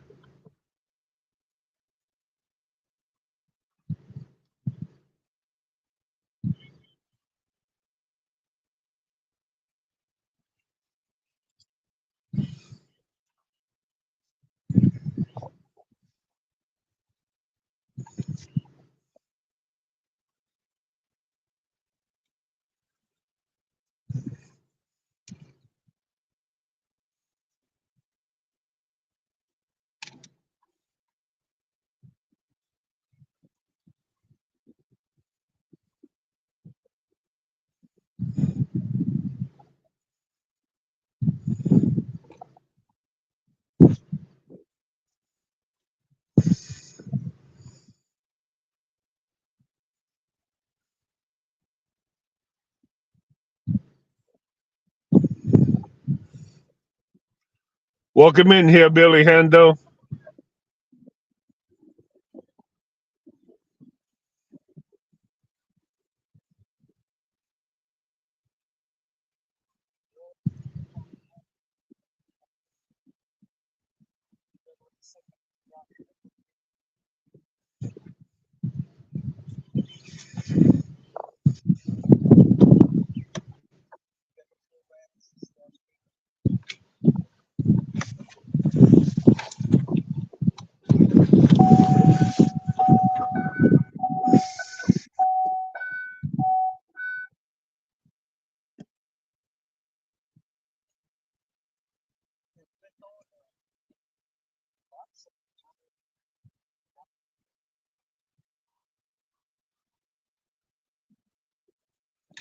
I'm doing good. How are you doing?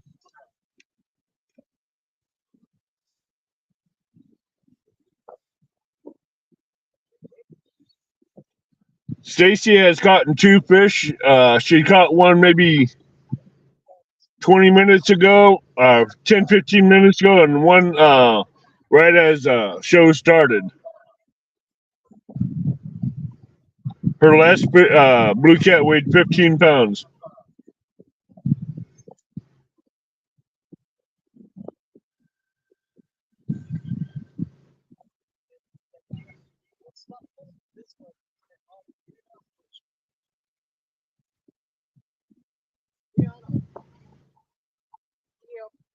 Yeah, this is the Mississippi River, fishing downstream of a wing dike.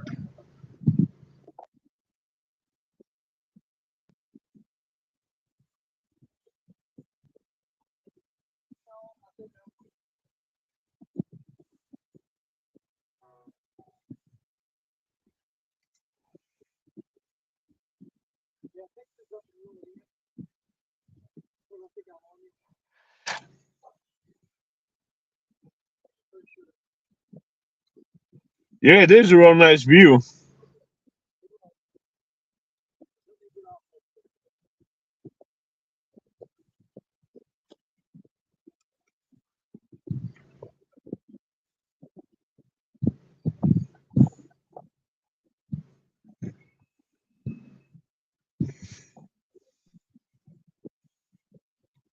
Yeah, and then to choose Leary of the short bus because it ran him over.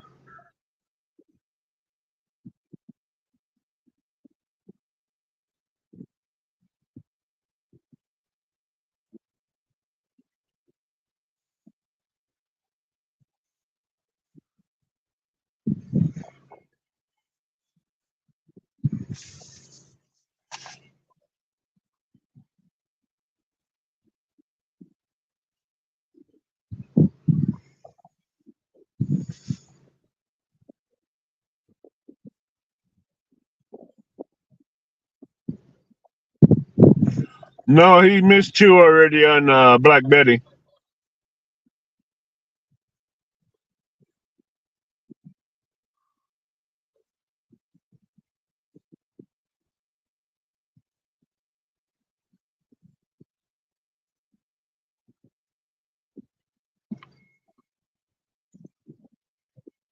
Hey, Steve Ransom.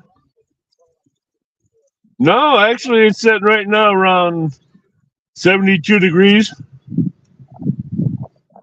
Hey, Bugman.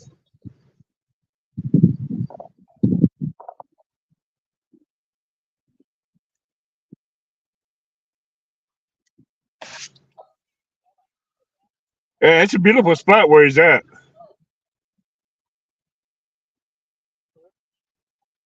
He's fishing downstream of a wing dam, so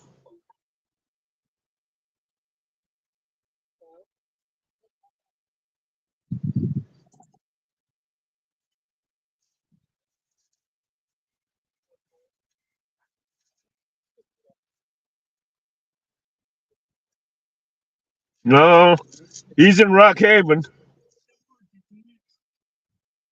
Bugman, he's in the Plus Rocks.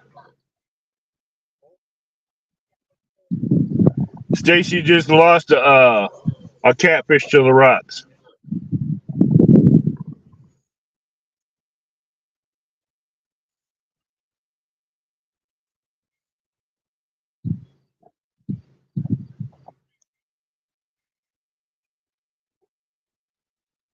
If I had a cast net, after I got off work, I'd try to go get some shad. Then I would go fishing, but I need to get another cast net, so I have to wait.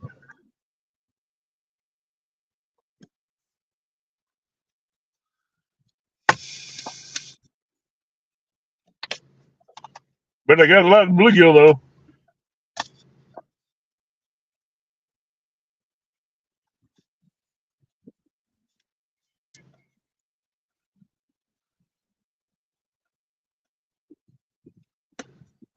Well, the winds today hasn't been as bad as they were yesterday.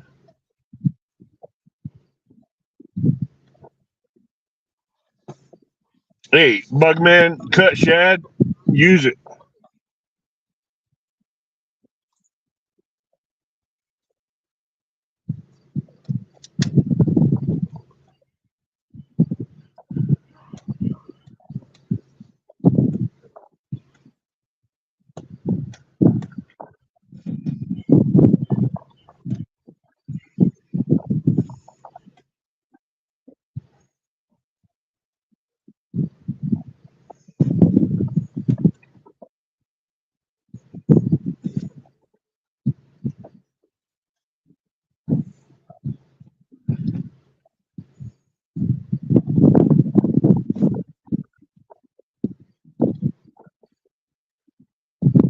Oh, hey, Hillbilly, he'll show you the tricks on how to use the gill net.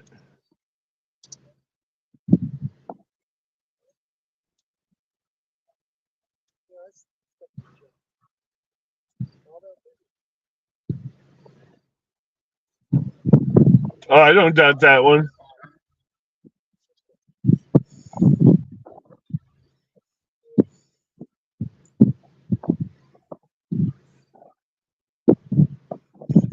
Yeah, Danny's rebaiting Black Betty. He's actually re-rigging Black Betty with a stinger rig.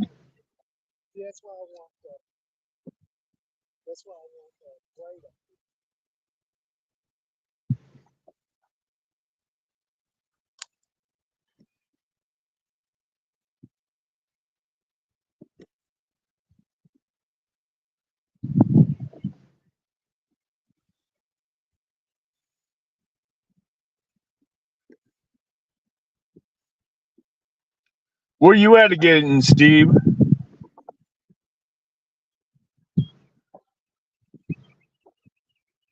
I use a cast net to get shad. I don't use a gill net.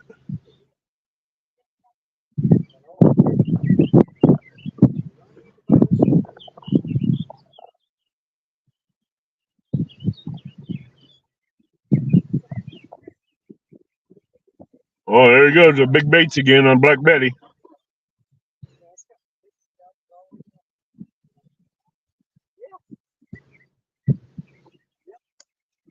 Listen for that helicopter sound.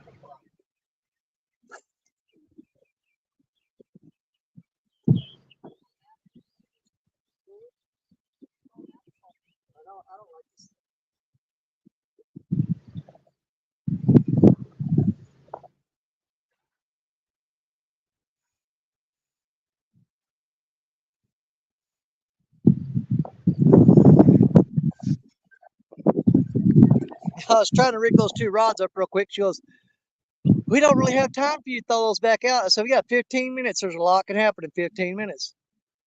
Yeah, Steve Ransom that came in. Yeah, Bugman that came in. Yeah, but We got about Hillbilly 11 more Honda minutes, came guys. in. Let's see if we can get on one. Stacia's got two nice fish today. She just hooked up on probably the biggest fish she's hooked today. And he got her in the rocks. So we had to break it off.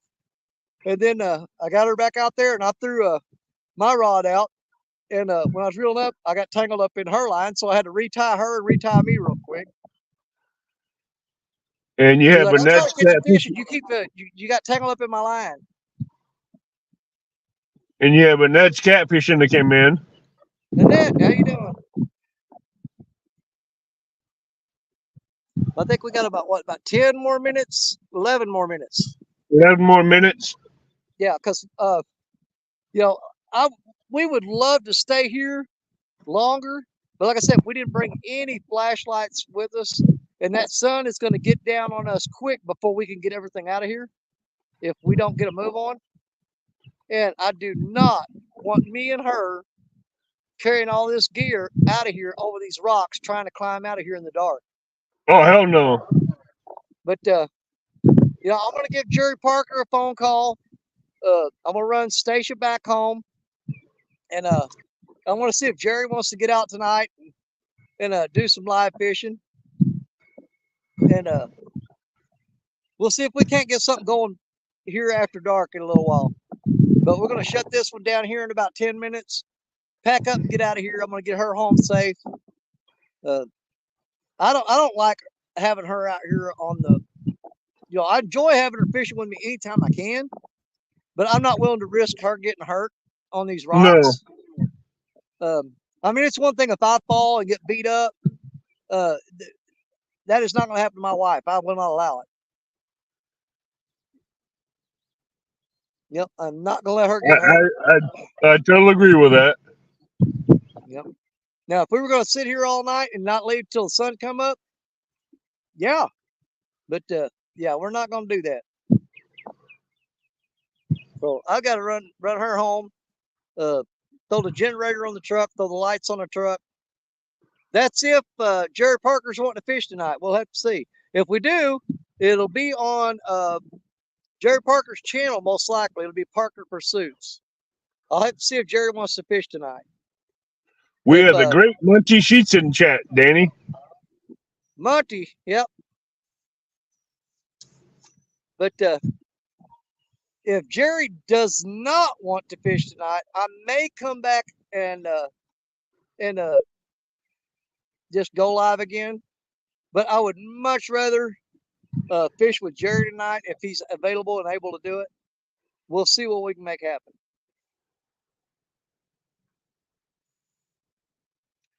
Keep an eye out, people.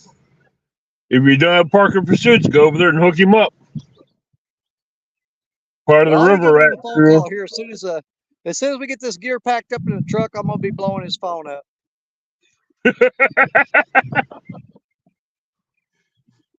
What happened to Creole? Is he still fishing, or is he busy with work? Man, they have been working him like like a dog. I'm telling you, he's been putting in some serious hours. I know how he feels. Hey, Telly, Hooks and Hammock, welcome in. Miss Telly, how are you doing? Telly, it's the girls' day today. Stacia's done caught two, and she hooked up on a big one a while ago and broke off, but she's got 2 fish on the bank. I've had 2 takedowns and no fish to show for it. But she's Telly, caught he's 2 going to be. and just broke off a big one. Telly says, we're lunching now. Be out for a while if you'd like company. Well, I'm leaving here in about 8 minutes, Telly. So I gotta get out of here before it gets dark, because me and Stacia cannot carry this stuff up, and we didn't bring any lights with us, no flashlights or anything, and we can't get out of here in the dark. So we're fixing to have to pack it up and get going, or so we don't get caught in the dark. But yeah, we'll be shutting down here in to see what time it is. 7 more minutes. Okay. So yeah, if you guys want to go live, heck, give me something to watch on the drive home. I got to take her home. Yeah, give me something to watch until the end of the shift. Yeah, absolutely. But yeah, if we had our lights here and everything, and we'd better prepared for it, we'd stick around. But I can't get her and all this gear out of here in the dark. I can't do it. It's just not possible. It's not safe.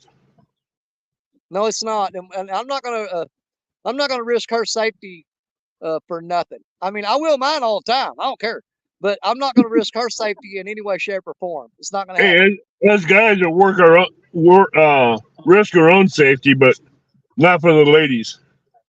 Well, I won't let her do it. No. Even if she wanted to stay, I wouldn't let her. I just can't risk her getting hurt. I agree with that one. Yep. I'm very, very protective of her. I can't, I just couldn't imagine life without her. So I'm going to protect her with everything I've got. And that means keep her away from all the stupid stuff that I do. Well, Denny, that's quite a bit. It is a big list, isn't it? Hey, and it grows every time you go out to the bank. Every time. Yeah, she's not allowed to do any of the crazy stuff that I do at all. She goes, "Don't worry, I really have no desire to." I'm surprised she lets you do it.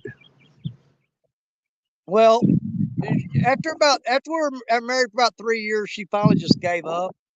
She used to complain about it and worry about it, but after 3 years, she's like, "You're gonna do what you're gonna do. I just hope nothing bad happens to you." Is all I can say. So, how many times does she watch your live streams? Every time I'm out. if I'm out fishing and I'm live, she'll have it on the big screen at the house, so she can. And that that helps her to not worry. Back before YouTube, man, I'd come over to the river and I'd come over on a Friday night, and I wouldn't come home till Sunday night. I'd stay here Friday night, Saturday night, Sunday, and come home Sunday night. And she would be a nervous wreck by the time I got home. I mean, she'd just be worried sick. And ever since we got YouTube channel going, where if she gets worried about me, she just turns on the big screen TV and go, "Nah, he's all right." River Cat says, "Great show." Hillbilly says, "If that's the truth, Danny, you just might want to think about staying away from her." Yeah. 71 and still fishing says, "Great show, Danny. Gotta go." Appreciate it. Thank you all so much. It's been a blessing to watch Stacia catch those fish. She did good today. She did real good. I'm just bummed that one got wrapped around the rocks on her. Yeah, I'm not too upset about it. I didn't want to get too much bigger than what I was getting. Hey, at least we know where the fishing magic comes from. She's got some skills too. She's just a little rusty because she hadn't fished in so long. But she said, "You guys couldn't hear me. You couldn't hear it down there." She goes, "Now why didn't you just drop slack to hit that fish like you do when you get hung up? Instead, you just pulled on it and broke it off." I said, "Well, I pulled a John Parker on you." You're not giving Stacia a bad visual, are you? I said, this is a good fish. This is the best one you've hooked all day long. And I jerked on it and snapped him off. So you're passing on your bad juju on the Stacia. I put a John Parker on her. I broke that fish off. Yeah. What John Parker does to Dana. That's it. I learned that trick from the professional catfish angler. Trust me. I said, this fish is way too big. I'm not letting you reel this in. Snap. Hillbilly, I'm not going to tell Danny this, but Stacia has been teaching Coda how to catch fish. Yeah. Her and Coda love fishing. They absolutely do. Back when Coda was, she was just like 2.5, 3 years old. That's when she caught her very first catfish. And we got pictures of that. She's a little bitty. And Stacia was there with her, sitting beside her. And when that rod bit down, Stacia held on to the rod and held on around her arm around Coda and let Coda reel it in. So, I mean, that was definitely her fish, no doubt. But, yeah.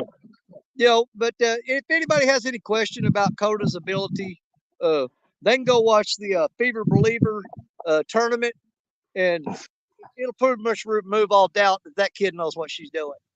Oh, I've seen her fishing out there. Yeah. And I tell you, that kid's got it down. Well, she's 12 years old, and she has absolutely got the technique down pat. But she does pretty good for a 12-year-old, and don't think that her being a girl or anything is any. I've seen her outfish boys her same age left and right, no problem. Hello, Tinkerbell. Yeah, she's one tough little girl, buddy. I tell you what. You got 1 minute left. We got about 1 minute left there, and then we'll come over and tell everybody bye. We're going to pack up and get out of here. Tinkerbell just came in. Hey, Tink. Yeah, that sun's getting low on the horizon, and we're going to be pushing it to get everything out of here. We're fine right now. We'll make it on time, but we're going to have to hustle to get out of here before that sun goes down, or we will be caught in the dark. You'll make it within an hour to get out of there. Yeah, it's going to take us at least an hour to get all this, because we got to carry. We don't take that stuff all up in one trip. We got to carry 3 or 4 trips a piece, carrying this gear up out of here to get out of here. Yeah, it's the life of a bank maker, guys. When you carry all this stuff down, you got to carry it out. There's a 5 o'clock mark, Stacia. You want to come down here?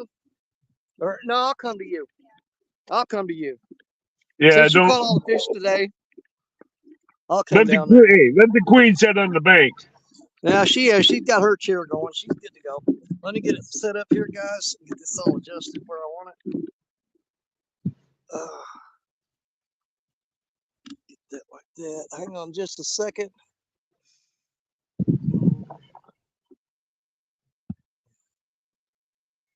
Just give me a moment here. There we go. That should do it. Right there. There she is. Yeah. She tore me up today, buddy. But you know what? That's what I like. I love it when she gets on them fish, because that makes her keep coming back. I'm glad to see her catch. You had a great time today, didn't you? Yeah. Had a blast. Absolutely. You had way more fun than I did. I can promise you that. But I had a good time. I'm not complaining a bit.